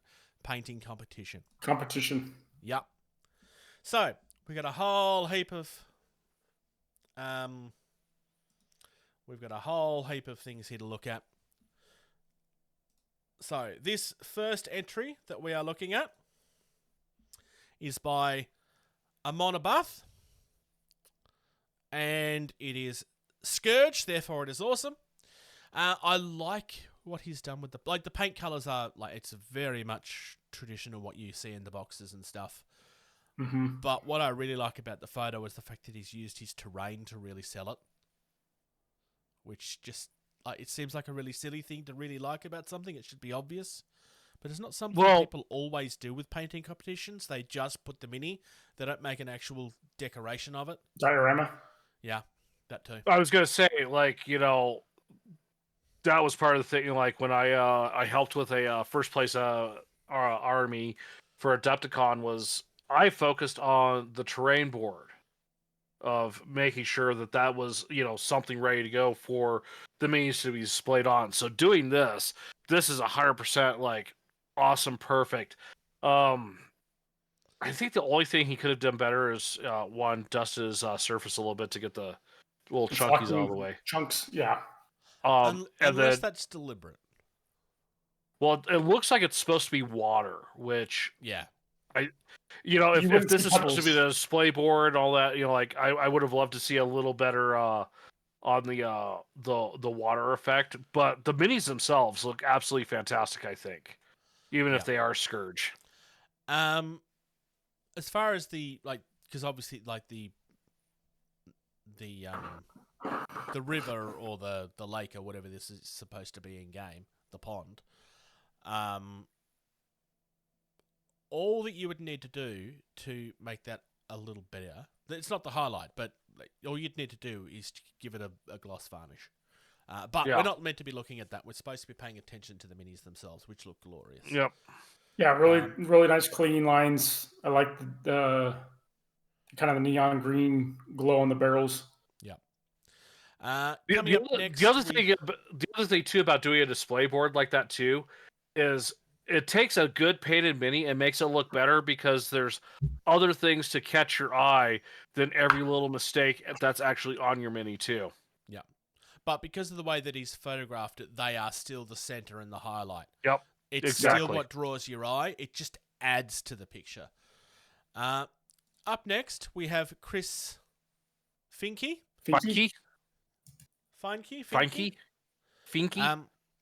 Who has some lovely UCM stuff. I mean, I say lovely. I say lovely, but they're UCM, so they're disgusting and horrible, and they should be squashed and squished. No, I'm kidding, obviously. I think these are really nice. Probably could have done with another layer of highlight on the green, I think. That's probably or some edge highlighting on the. Mm-hmm. I was gonna say edge highlighting on the green. Yeah, that's the only criticism I really have. And the painting on this is still really good, but this just goes to show what we were saying about the previous one, where because there was a bit of effort in the photo, it kind of just made it look a little bit prettier. But these have been painted really nicely. I really like what he did with the windows are phenomenal. Up next, we have Chris John, who has gloriously coloured stuff for some space hedgehogs. Sadly, they're space hedgehogs and therefore should be destroyed. But they look really pretty. These are the perfect colors for Shaltari because they are bright, they are loud, and they are obnoxious. I think that is the exact thing. Yeah. Like, obviously the UCM, standard military look stuff, resistance, whatever junk is like. Whatever junk you can find. PHR, smooth, curving, white hulls. Yes, people have done other colors, but the white is that off-white is the best. The Scourge, the Alien Bug colors, Shaltari, bright, loud, obnoxious. Those are the colors for Shaltari, and Chris has nailed it for the colors. Yeah. This is actually really close to the blue that I've done for my my Shaltari, but I've got that shift, so I don't know if he's done a color shift on these or not. I mean, color shift is so hard to photograph because it has to be moving to see the shift. So yeah, I'm pretty sure this is just a blue metallic. I could be wrong. Yeah, I also don't think this is acrylic. I think this may be lacquer. Oil, like lacquers. I could be wrong. But that candy blue is... It kind of has that sheen to it that you don't get a lot of out of acrylics. That could be the varnish is used too, though. That's true. What do we think about the windows and the guns being the same color? Don't like that. I'm not sure what else I would use, but I don't like that either. So honestly, I wouldn't use the orange on the windows. Like, the orange on the gun's fine, but for the windows, do what they've done in the studios. Like do a black or in the case of these, something that's like a neutral Gray? color to the main color. Like a gray would work too, I think. I do really like what they've done, but that's like we're trying to be critical, so I'm trying to find everything Yeah. something that I. Yeah. Another thing too is I see a little bit of purple. I think like in the blue too, and I don't know if that's just the No. angle and the lighting, or if that's like trying to think it might do be like some shading. sort of So, which I would love to see more of that purple. I think that's a great looking purple. Coming up next, we have some more UCM stuff, and we've gone for a more personalised theme in this one. This is by Highwell Thomas. I'm gonna struggle to find anything negative to say about this, honestly. I think this looks glorious. I like the fact that it's not clean. I like the fact that there's weathering that's been done. Though, to be fair, when you're using a light colour, weathering it is much easier. Do you know what my favorite part about this? These are No? the windows on the dropship. Yeah. Yeah. No, that's fair. That is a great detail to do right there that so many people will not do. And it looks so fantastic when it's done. And it doesn't matter how it's done. As long as it's done, it looks great. The only thing I will say in regards to the photo is if you don't have terrain to sit it on, which some people don't, don't take a photo on top of a glossy table. Put it on top of a piece of paper or a book or something. Don't take a photo on top of a glossy glass table because it makes it really painful to try and look and concentrate on the minis. The table is trying to steal all of my attention. I was going to say, this looks like that fabric of like a card sleeve. Yeah, which one are you looking at? Because I'm looking at, you said Highwell Thomas, and yet the glassy table is from Connor Reynolds. Oh, sorry, you're right. Sorry, yeah, this is Connor Reynolds. You're right. Oh, I was looking at the different one. Yeah. Okay, so Connor Reynolds. There is no highlight on the cockpit, so strike my comments about the. This does look good though because I didn't like the cockpit though. It's that military look though. Yeah. Like, you can see what I was meaning about the weathering. Yeah. Like the weathering on this is done really well, but it is easier to do on a lighter color like this. Yeah, and even if he had just grabbed a sheet of paper and like set that down and put them on it, like that would have washed them out horribly with it being a white background. It still would have been better than the reflection. Although I will say this though, I kind of do like the reflection of the dropship. Because the dropship, you could drop it down in water and like you're getting that water reflection. Like I kind of like that, but you can't have the other reflections going on in there. Like it looks like his window or whatever in there. Yeah, like it's the window. Blinds blinds and curtains or shades or something. Yeah. So I like a piece of paper works, but you're right. It would make everything would be too bright at that point. I would it'd be washed out. A clean t-shirt, preferably one without a pattern on it, like just a dark or grey t-shirt or a mouse mat or something like that. Just steal a mouse mat from your computer. Next one, let's read the proper names this time. Daniel Linares Vega. Lots of oranges. PHR, which means beautiful PHR. It's I want to say Nemo.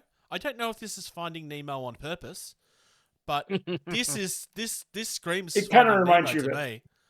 Yeah, it does. I struggle to believe that that's accidental. This has to be deliberate, right? I mean, not necessarily. Not necessarily. He's wanting to show the contrast with different colors on the panel lines. And so I can understand him wanting to do the stripes and stuff like that with different panel lines because you have that in Drop Fleet as well. And so, he's wanting to break up those panel lines, but he's used orange and white. So in a way, it kind of goes back to the Finding Nemo, but based on the colors that he's used in trying to contrast those panel lines, it comes out looking like a clownfish from Finding Nemo. For the record, Daniel, if you hear these comments and that's not what your goal was, I just want to make it very clear.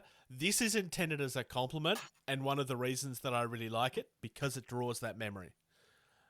But The one thing I will say is well done on the dry brush highlight there on the Fan blades. blade fans. Yeah, Yes, that absolutely. those look stunning.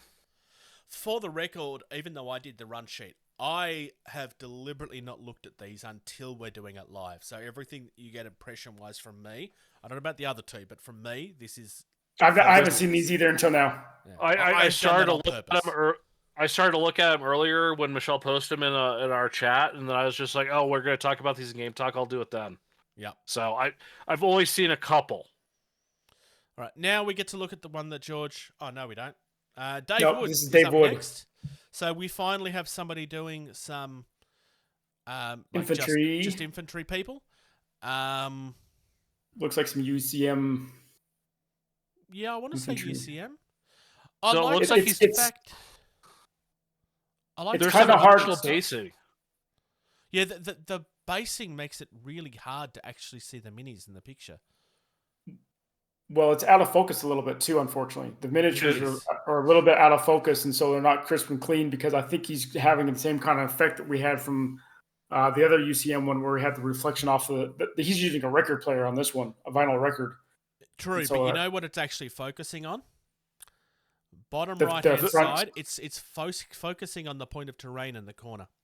Yeah, Correct. it's focusing on the terrain this more isn't so. his fault. This is the phone that's done this. Yeah. I have problems with this, especially early on during the YouTube stuff. I had a lot of trouble with this. Of trying to get it to focus because it's trying to be smart, and the problem with phones trying to be smart with their cameras is that they're really dumb. Yep. From For- what I I can wanna see, this is lovely. Yeah. But the I also photo want to give makes him it credit hard. for using a Star Wars record as his photo True. I surface. didn't realize it is Darth Vader's mask. Oh, it is That's too. a Vader helmet. I didn't even Or, notice yeah, his that. helmet. That's well spotted. I really like the basing that he's done here. I like the fact that it's not just basing, but he's added what looks like street terrain on. I mean, I assume that this is supposed to be inside like a field of some kind. Hey, it's nice to see something that's not city-based. Yeah. Everybody always does roads and stuff. Well, not just that, but all the uniforms are you think of military and you think of what? Everyone's wearing the same color uniform.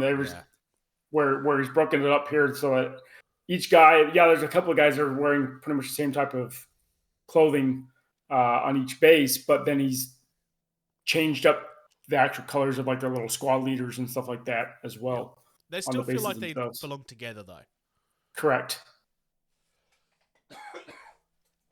Sorry about that.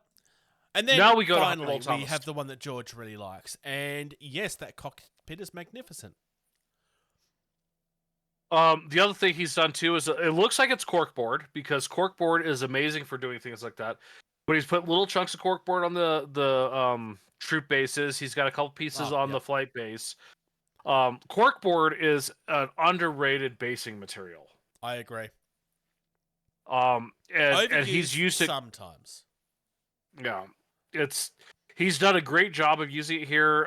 The basing is very simple and looks gorgeous. It looks like just some texture paint with some dry brushing, couple yellow stripes. The camel pattern is great and effective. The cockpit, yes, that cockpit is gorgeous with those highlights like that. Highlight. Yeah. The grid on those windows is painted by hand, right? Because that's not part of the mini. No. It is part of the mini. The grid is there. The grid is there. I stand corrected. I really, really like this. That they've done a magnificent job. It really feels like it goes together. Whereas the previous one, we were like saying about how everybody has different uniforms, but it was one of the things we liked about it. This all feels like it belongs together because it's been designed to go together. So yeah, for sure. That doesn't make one better than the other. It just meant like we're saying, not everything has to be the same.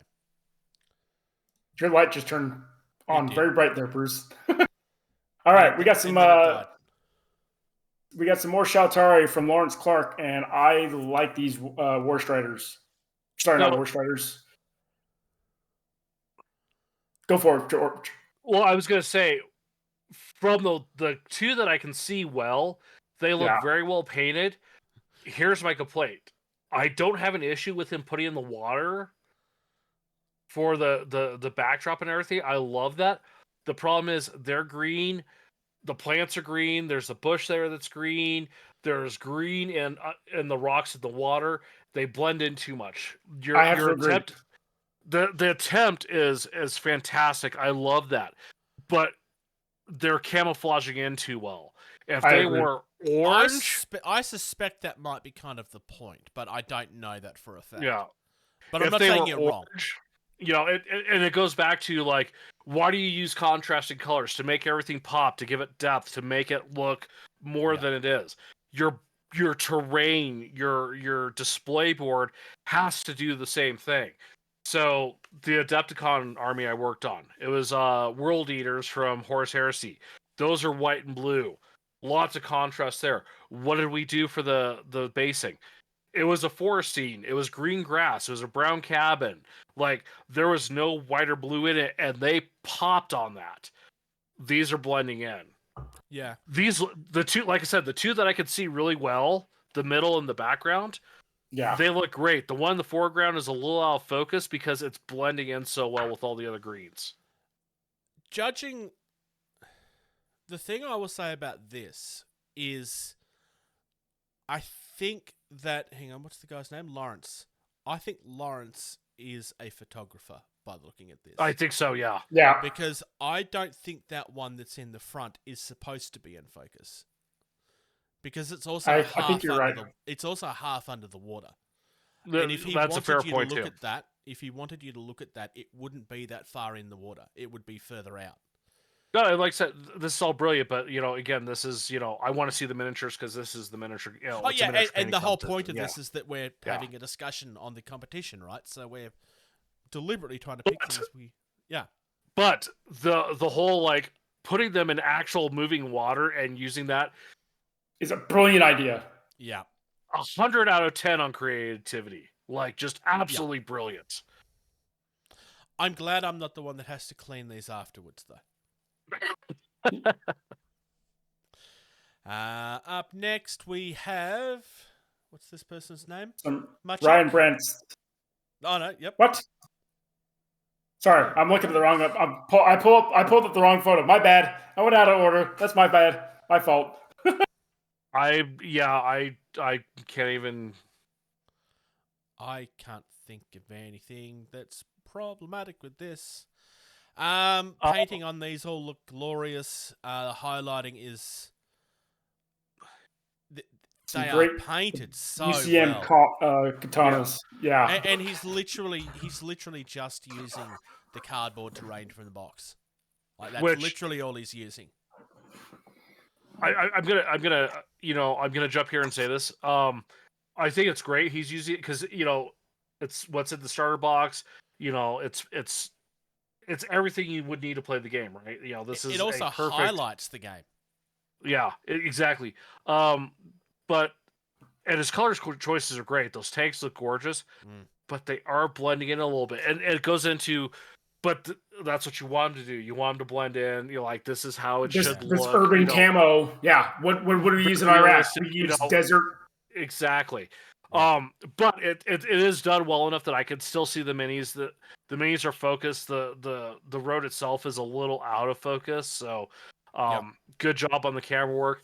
These look really great. I like the squad markings on the front left turret or tread. Oh, I didn't even catch that. Yeah, the little 804, 802 decals that you can kind of see on the. Oh, that is well done. I didn't see that either. The squad markings. Yeah, that's really nice. Very nicely done on those. That is phenomenal. I didn't even see that. There's only one thing I can really, really point out. And if this is the one thing that he's hoping that nobody notices, then I apologize. But the one that's in the center of the photo, those tracks need a few more highlights to match the others. The rest of them. And the top left is even worse. That doesn't look like... That might be because it's out of focus a little, deliberately. But the highlighting on those two just need that one little step further to match everything else. I was gonna say the same thing. The Trax could use a little more dry brushing to get those top edges to pop a little more. Mm-hmm. But Otherwise, great grays and whites in this oh, urban camo. It's phenomenal. Yeah. The only reason that those two stand out as not having the highlights is because it's so much more obvious on the others. Yeah. But that may be he ran out of time thing, potentially. But it's a competition. Possibly. So meant to have problems, right? Yep. Oh, it's the best faction. Oh, look at this. Mark McKenzie. Mark McKenzie, you are a monster and I hate you forever. So you could almost argue this looks like this was a photo, just taken out of the Straight out of the books. Yeah. straight out of the books. Like the Scourge paint scheme is on the money for the book. Again, using the drop zone terrain that comes with it. Yep. This is stunning. The purple is a really nice color. The contrasting yellows and orange is a really nice color. I think I like the fact that the weapon and the windows are different. I can't decide. I don't know. I like it because I don't know if I want the red to be closer to the yellow, or maybe I'd like it to have a slight highlight in that color, like just on the edge. Mm-hmm. But I don't know. I can't decide. I kind of like the fact that it's different too. the one thing that I will say is if you're going to have one of them, the one in the top right hand corner has a little bit more gray down the front little curved section of the model. Yeah. Whereas the other ones don't as much. And so I don't know if that was deliberate, but you might want to change that up just a little bit as well to make them match a little bit better. Otherwise, I mean, they're great, stunning models, like you said, Bruce. But I like the red. I kind of like the red. So real quick, is it just me, or has he done OSL with little white dots on the red windows, but then they're all coming in the same direction, like they're coming from the top right? Yep. No, that is exactly what he's done. Yeah. And it's brilliant. That's again one of those little details of, what people look for and what you've done to make your mini look fantastic. Yeah. Socks, your earlier point of the grey being on one of them and not the others. It is on all of them, but it's in a different place on all of them. Oh, you're right, actually. The one next to it, it's further up on the bottom. Yep, you're right. I see it now. Then it's on the right-hand side. It's around the front of the canopy on the transport and on the side of one of the wings. Nope, you're right. I didn't realize that. It's meant to be bio-organic, and that's why it's not identical. That's true. I forgot. That is true. The Scourge are a little bit more bio-organic, so you're correct. Yeah. So, good point. I didn't know. But to be fair, I've only noticed that now after thinking about your point and then trying to figure out what... Because I'm looking over the rest of them trying to figure out where the issue... And then I've realised, oh, hang on. I think I can see what he's done. And I could be wrong, but... Because looking at that top one that you pointed out, like it's not on the rest of them, so if that was a choice, it should be on all of them. But I'm looking at this saying... It doesn't look like they're all slightly different. It looks deliberate. With that shading of gray. Yep. Yeah. Resistance. Some resisties. Norman Mock. Norman Mock. How dare you make this look so nice? Reminds me of Russian yellow is a really, vehicles. really risky color. I do not envy this person at all. Because that's a lot of yellow. I suspect I was going to say, I see spray painted and then everything else is done after. That's my guess. Yeah. I think this. I love the fact. So if we look at the one that's got the number 2 on the hood, because again, squad marking, so you got 1, 2, 3. Yeah. So I'm guessing the 3 that you see the back of are 4, 5, 6. But if you look at number 2, like the driver's side of it is very light, and then the passenger side is very dark. Like it is a very strong, deliberate OSL right there. Mm-hmm. I want to say that this is cell shading. This is meant to look like it's a cartoon. Possibly, yeah. As someone that's done that and knows how hard that is, if this is what he has been trying to do, he's done it really well. Yeah. I could be wrong. This may not be his choice. It looks too deliberate not to be, though. Yeah, and going back to like some of the other entries with the background that they're photographing on, this is perfect. Yeah, it's not the game train. This is not game train. No, this is a map. This is a game. But it's a map. But it's still perfect. It's mapped. Correct. It's contrast colors of the minis themselves. The minis are popping out that much more because of that. And then you have all the contrast on the mini itself to make all the detail and edges on it pop. Like the glare on the windshields. Yeah, the glare of the windshields is pretty good too. The windshields is the highlight for me. I love cell shading in miniatures. It's much harder to do than most people realize. It's not impossible, but it's so different, and it goes against everything that you're taught when you're learning how to paint minis. Because everything that you do to make it look right is not what you're supposed to do with a miniature. Right. But it reminds me of Russian vehicles from World War II, because they would have that greenish with the red stars. Yeah. Greenish tones, greenish yellowish tones. This is very Cold War era Soviet. Correct. Yeah, absolutely. The fact that this is sitting on a darker area of the map is not accidental. There's no way that's accidental. Oh, it's absolutely intentional. Yeah. That this has been chosen well in advance. This is the evidence of somebody that planned this from the start. I'm going to use yellows, and I'm going to use it in cell shading to make the yellow stand out more, and I know exactly what matte I want to take the photo on, because the yellow will contrast very well with the greys and the reds. It's really well done. We have more Sheltari. These are beautiful, Philip. Cost with the gold and the light blue, darkish blue. I would call that a bronze almost, not a gold. Yeah, I guess you're right. It's more of a Or bronze. a copper, yeah. I want to say bronze. It's more bronze. That blue is a great choice of blue. Yes. It's very bright. But it's not too in your face. Even for the cockpit, it's a great color for the cockpit. Mm-hmm. Yeah. The fact that it contrasts well with the oranges in the bronze works really nicely. The even the silver, tealy, and against orange is something that works really well. It gets used in movie posters everywhere at the moment. It's why my Kroot is being painted in that kind of bluey green with orange highlights as well. But this has been done in a way that's completely different. Because the orange in this is the bronze. I will say this about Sheltari, those the flat fins. Yep. Those are the most annoying things to try to put paint on. And have it look good. Because the detail on them is really shallow. They're so flat and they're so textured and they're so big. And it's just, what do you do with them? Yeah. So it's very good attempt.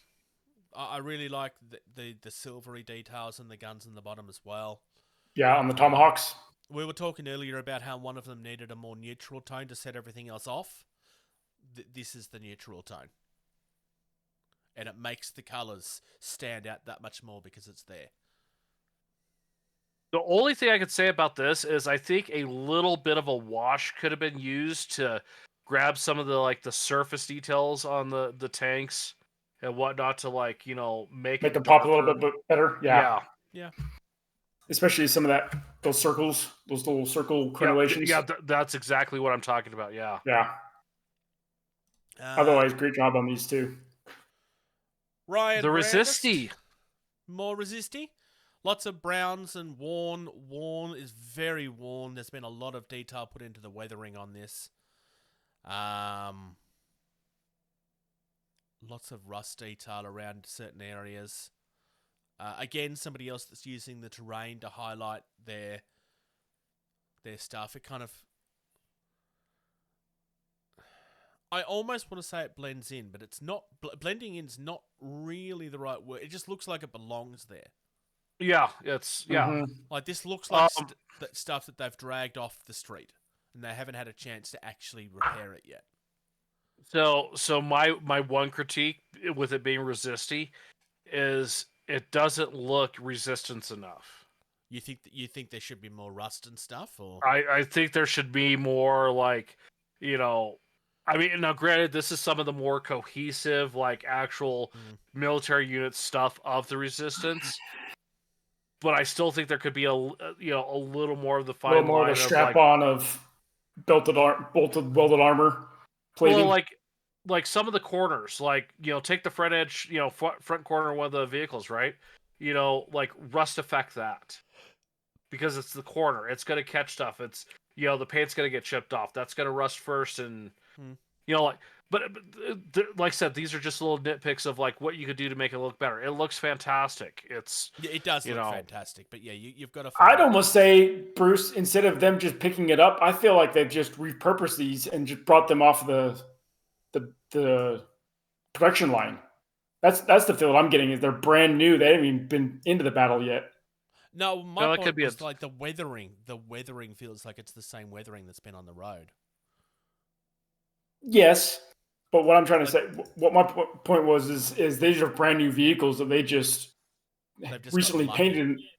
Yeah, or they just rebuilt them and just pulled them out of the paint booth as they're bringing them into service. So, but either way, could have worked. Yeah, no, it's really nice. We then have some lovely orange and yellows from Sabertooth Creations something. Oh yeah, Sabertooth Creations. Yep. Are these Scourge or Sheltari? That's Scourge. But that's a very good point. It is using the Sheltari paint scheme. Mm-hmm. I don't have a problem with that. I like this. This is, again, it fits that very bioorganic feel. Like, look at, the bugs and insects in nature. That's where you see a lot of the bright, vibrant colors of "Don't mess with me." That's why they're bright and loud. It's a to me, I'm looking at this and I'm thinking coral, like coral reefs, especially against the gravel like that. And that blue background. Yeah. I don't know if that's what the plan was, but it's what it makes me think of. Also, I just noticed this and I love this. So you got the dropship, right? Look behind it. They've angled the lighting so that you get the shadow of the drop. Yep. That's a great little detail because, it gives you that feel of it's actually flying. Flying in the air, yeah. So this is where you know that somebody is a photographer. Somebody has been doing. This is Sabertooth Creations. This is very clearly a professional painter that's done this one. Beyond the name Sabertooth Creations. Well, there's no way that that's just a person, right? Yeah. That's very clearly a professional painter, especially with a prepared photo booth. Yeah, but this is a studio photo. Weathering's really nice. The blending between the orange and the red and the yellow has been done really smoothly. I want to say, by the look of it, it's been red and it's been yellow, and there's a hard line there that you can see on the one in the middle. And they've kind of used orange to try to blend the two in the middle. Mm-hmm. As opposed to doing a smooth transition. So the orange almost feels like it's a glow of the red, I think is what they're trying to do. I don't know. So I just zoomed in on it, and the dropship, it looks like contrast. Oh, is that how they've done it? Okay.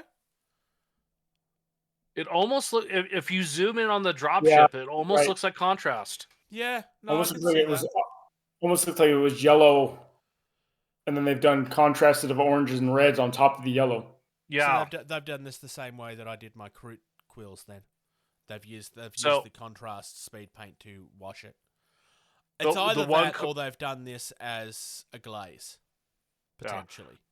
It looks too smooth to be contrast. Yeah, if you look at the dropship, you can zoom in on it. You can kind of see it. Now, the one thing I will say is there's a whole bunch of surface detail that I think they could have done something with that they haven't. Hmm.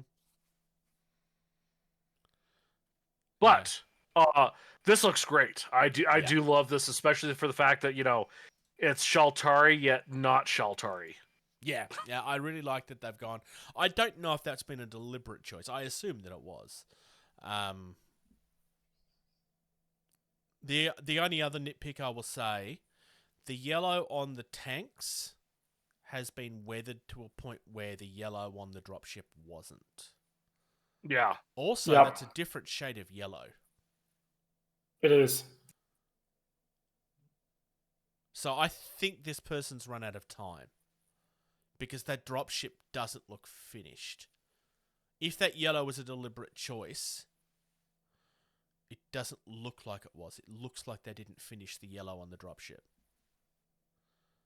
But that's me being very nitpicky. Also, no, we don't actually know any of we kind of have to judge these on the photos and guess why. Like, we don't know what the intentions are. Hence, Clownfish comments earlier. More resisty. Same vehicles from earlier. Just reds and... Great weathering on the building. Good weathering on the hovercraft. Need weathering on the little trucks. Yep. The trucks look like they've just come out of a factory. In saying that, because they're so clean, it does make the weathering on everything else look more obvious. So I doubt that it's deliberate. I mean, I doubt that it's accidental.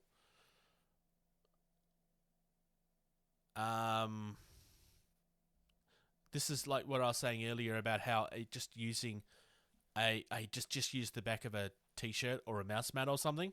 Like, this is a jumper by the look of it, what they're all sitting on. And because it's so plain, it makes everything on top of it stand out, right? Oh, yeah. Like, this is a tablecloth or a jumper or something like that they've taken the photo on top of, and it makes everything else work really well. Quick track. So I'm guessing this is the factory that these were all made in? That would make sense. I'm just trying to make a story out of the picture. I mean, it looks like they're trying to put a story together. I kind of... Because it contrasts so well, I struggle to think that them being clean was not a choice. I think that was a choice by the look of this. Yeah. Mm-hmm. If it's not a choice, then I guess I'm giving credit where it's not due. But I fail to see how... Because everything else there has been weathered to buggery. And then they are so clean, they look like they've just come off the shop floor. There's no way that's accidental. It has to be deliberate. Nice placement of... I like this is the only one where we've kind of gotten a different angle on the transport too. Everybody else has been coming from the front. I mean, there's no way that they know what each other are doing, but... Yeah. Next... That was Sampo Lapalainen? I'm going to butcher that. Next, we have more of the best faction. Sturgio.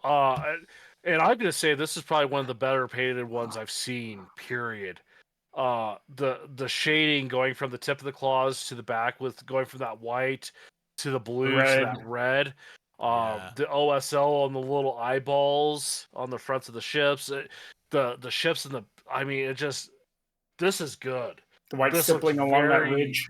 Yeah, this looks very... This feels insect-like. Oh, yeah. Mm-hmm. But it's like, like all the boxes have been ticked. You have contrasting colors to make it pop. Yeah. You've got highlights to, make those details pop. You've got, focal points on the model to draw your eye to it. You have, an object source of like where the light's coming from. It's... And then the colors. The colors are just so well chosen, in my opinion. Yeah. Sergio Van Poel is, again, somebody that knows how to use a camera. Like, this is somebody that knows how to use the depth in their lens. This is the sort of stuff that I was trying to learn when I was trying to get better with photography earlier. a couple of years back that just I wasn't any good with it because I had a shitful camera. This is really well done. Yep. It's I'd say right also now this is my creepy. number one pick as of right now. I think. Scion Oxford. Complete contrast, going completely in the other direction now. Again, this is something that's very clean. To the point where, I mean, it's deliberately clean. Like, there's no weathering on this at all. Very clean, Again, crisp highlights. I know the green is off because it's a little bit of a darker green, but this looks like it could have been lifted straight from the rule book photo wise. Yeah. The contrast on the dropship,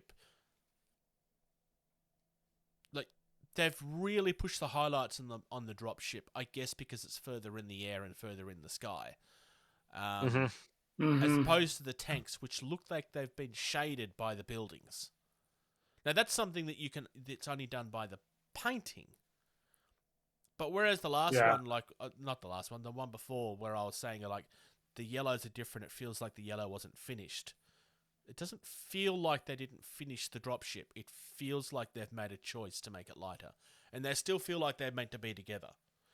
Yeah, because I mean, if you look at the side of one of the little, front clips that holds the tank, like it's distinctly darker on that back edge. Yeah. Yeah. So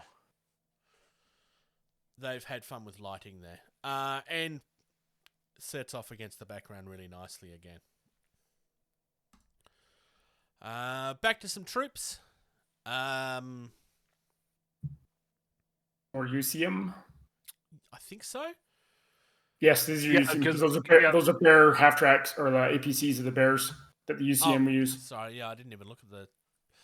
The half tracks in the background I really like. They kind of blend in a little bit, despite being like not the same. Well, I don't know. I guess that black is the same as the black on the road too. Here's the issue: photographing miniatures that are that small is really, really hard. The camera is looking at what's underneath them. It's focused on the terrain. It's not focused. So all of the miniatures are out of focus. Not by much, but they are. Yes. Oh yeah, but it's just I enough know that it's hard. that's the camera has done that.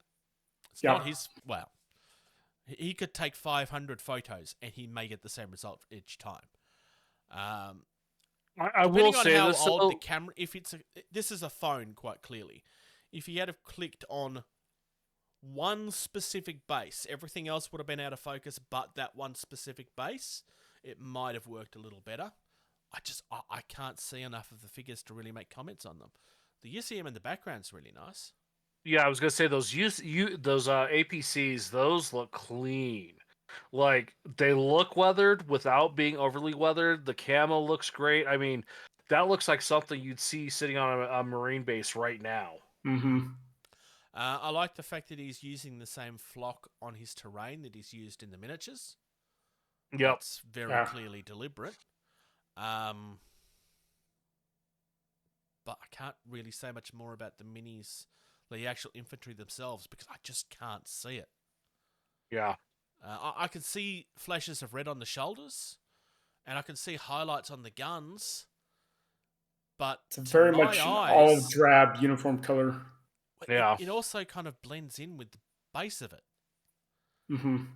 It all. I know that they're not the same color, but they look like it's all the same color on my screen, but little flashes of color here and there.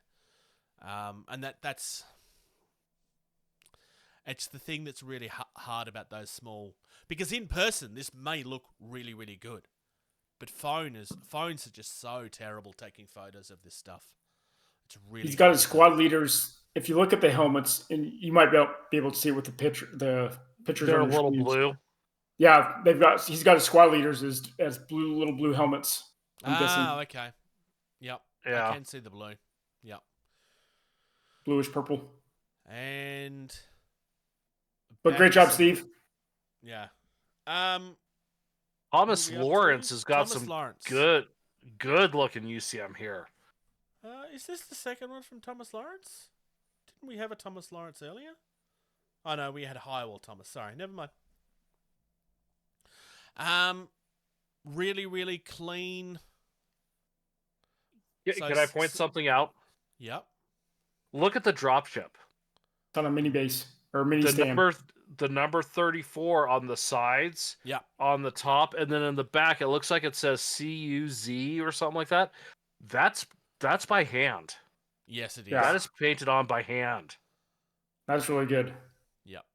It's very obvious on the side that it's by hand too. The one on top almost looks like it was a Almost looks like a decal. Yeah. I was saying it with a couple of the earlier ones about how really clean and deliberately so. So this again, contrast on the colours is a little bit stronger on this one than it was in the green. Like just with the choices of the grey colours that they've used makes the highlights stand out. Like I don't know if they've highlighted the edges or if they've darkened the panels. They may have actually darkened the panels. I think they've painted this backwards. If you look at the center tank, they've darkened the panel. Like it's a deliberately darker color. I am right. They painted it backwards.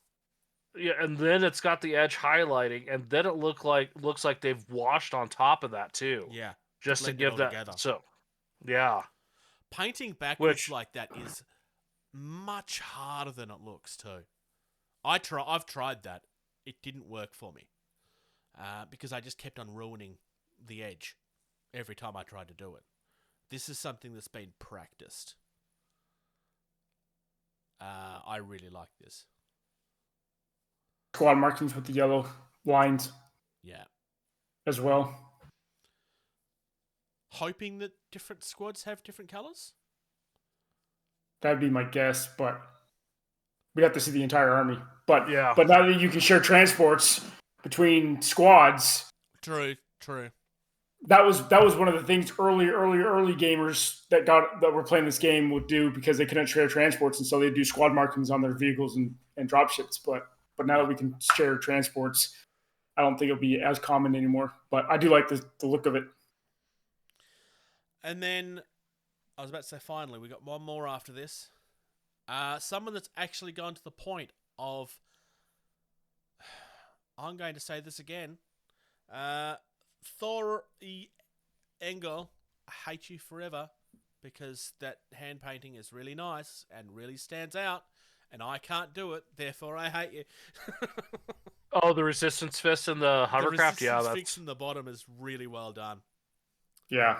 Is it a photo realistic example of what that logo looks like? No, but it's really close. Really well done. It's really well done. I like the choice of that blue to contrast against that very dark gray. Mm-hmm. Yeah. And I like and then the red on the barrels on the underside. It almost looks like it's been spray painted too.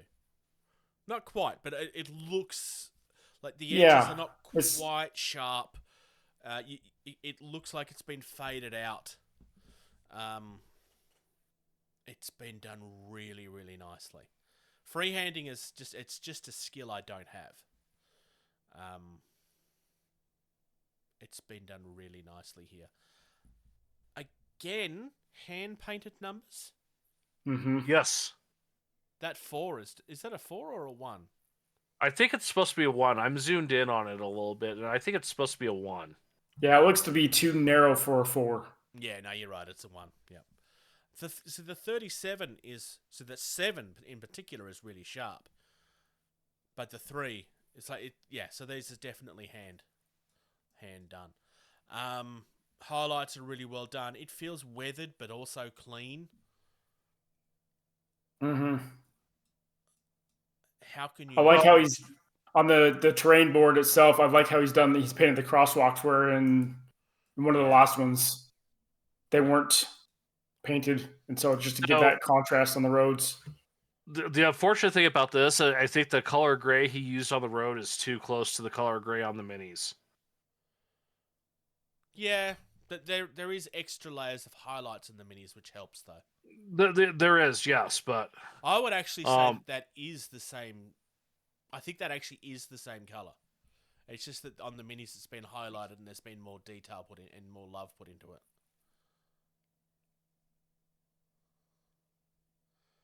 Because by the look of it, they was originally the same color, and then it's been washed and highlighted.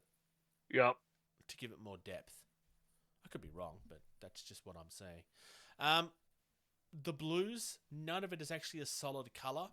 There's been little details put in everywhere.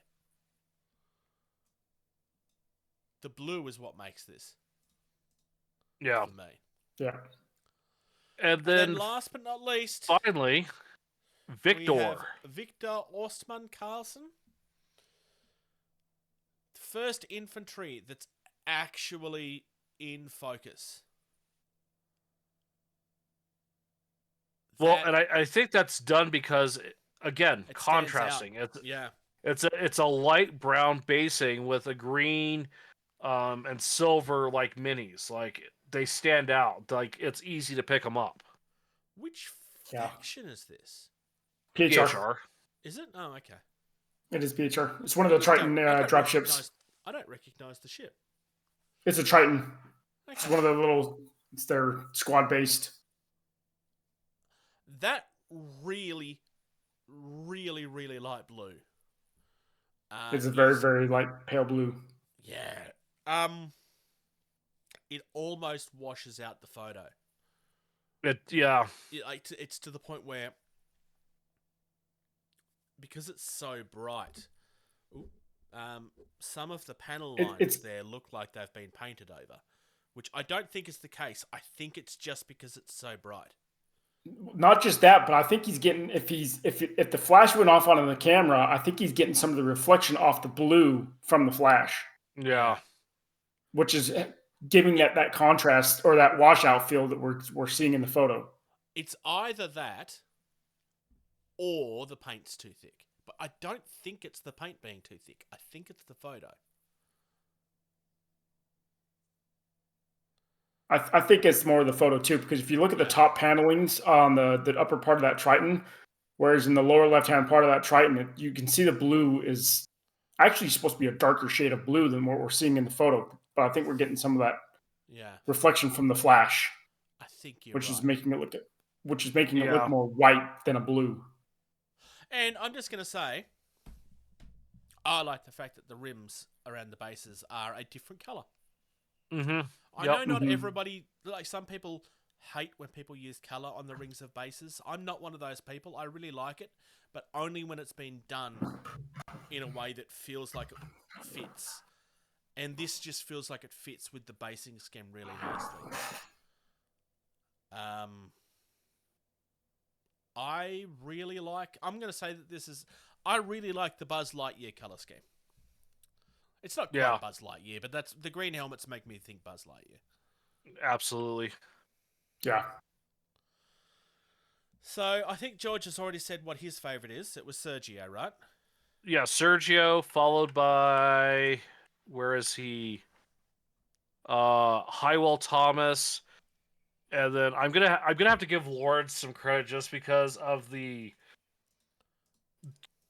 water and everything. Like I know the minis are blending in, but like everything, like the attempt there was just so good. So Sergio, Highwell, and Lawrence for my 1, 2, 3. I'm trying to find photos. Lawrence is the one with the water.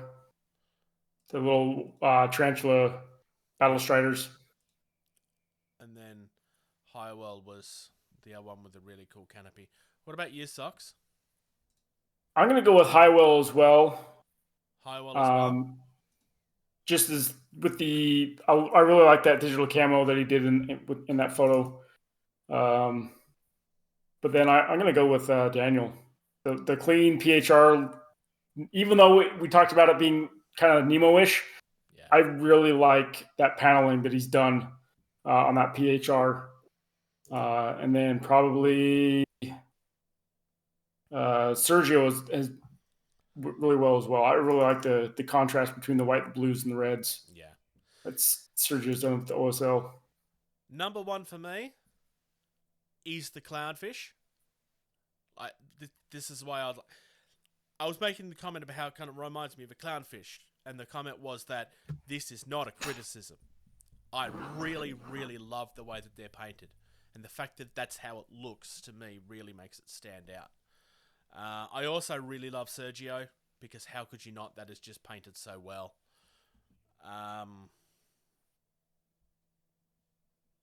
But if I was to go 1, 2, 3,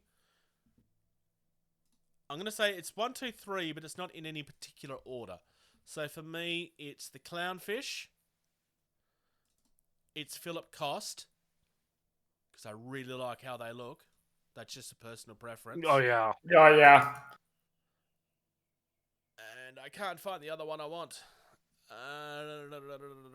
Mark McKenzie. Because I just love the purples and the greys. I really love how that turned out. Yeah, that one does look really good too.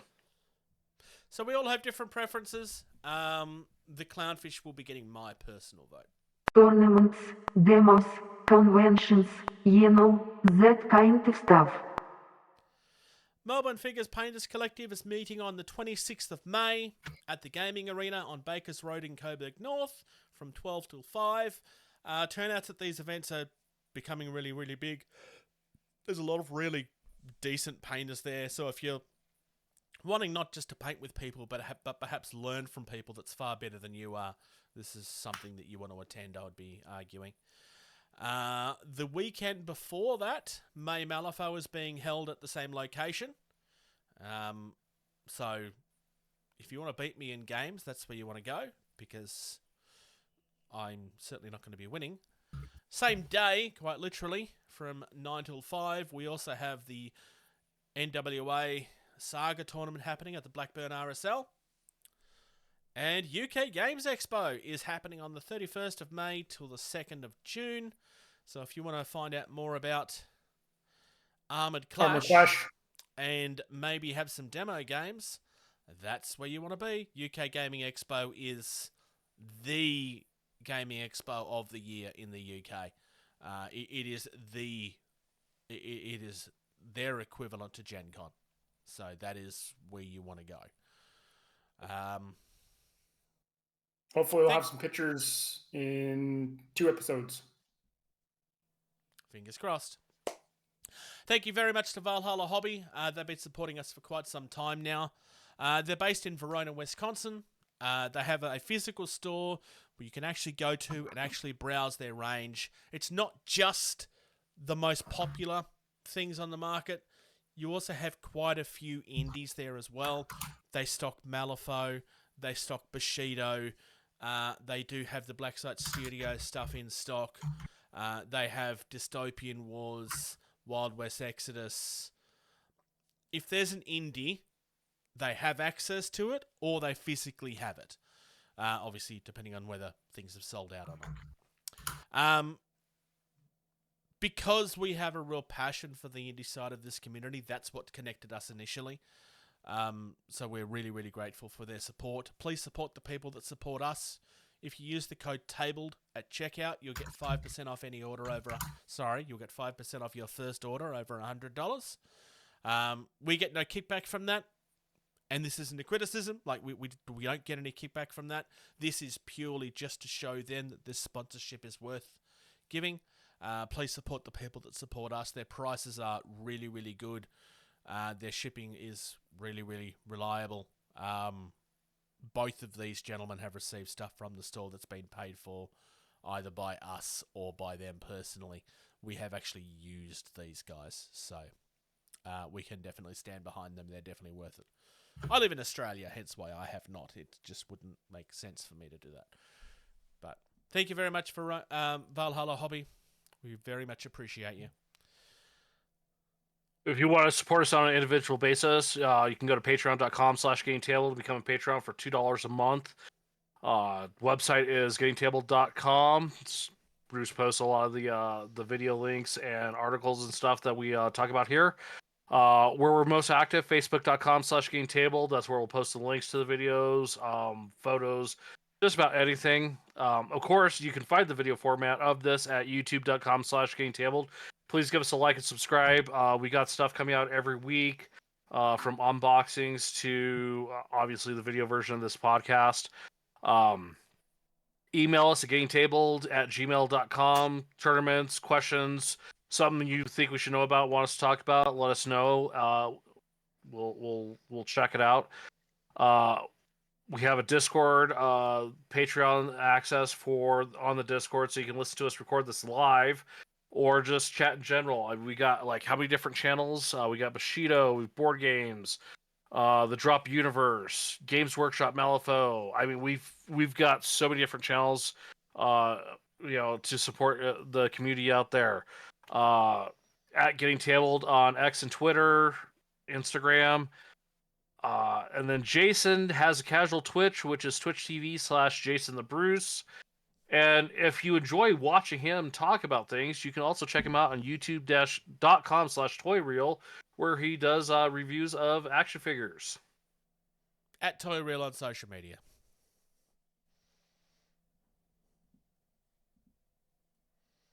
Thank you. Thank you. Thank you. Thank you. Thank you. Thank you. For listening to Getting Tabled.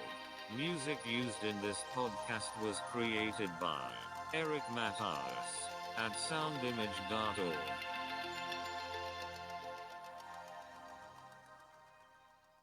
Fox got robbed. Sucked in. I did.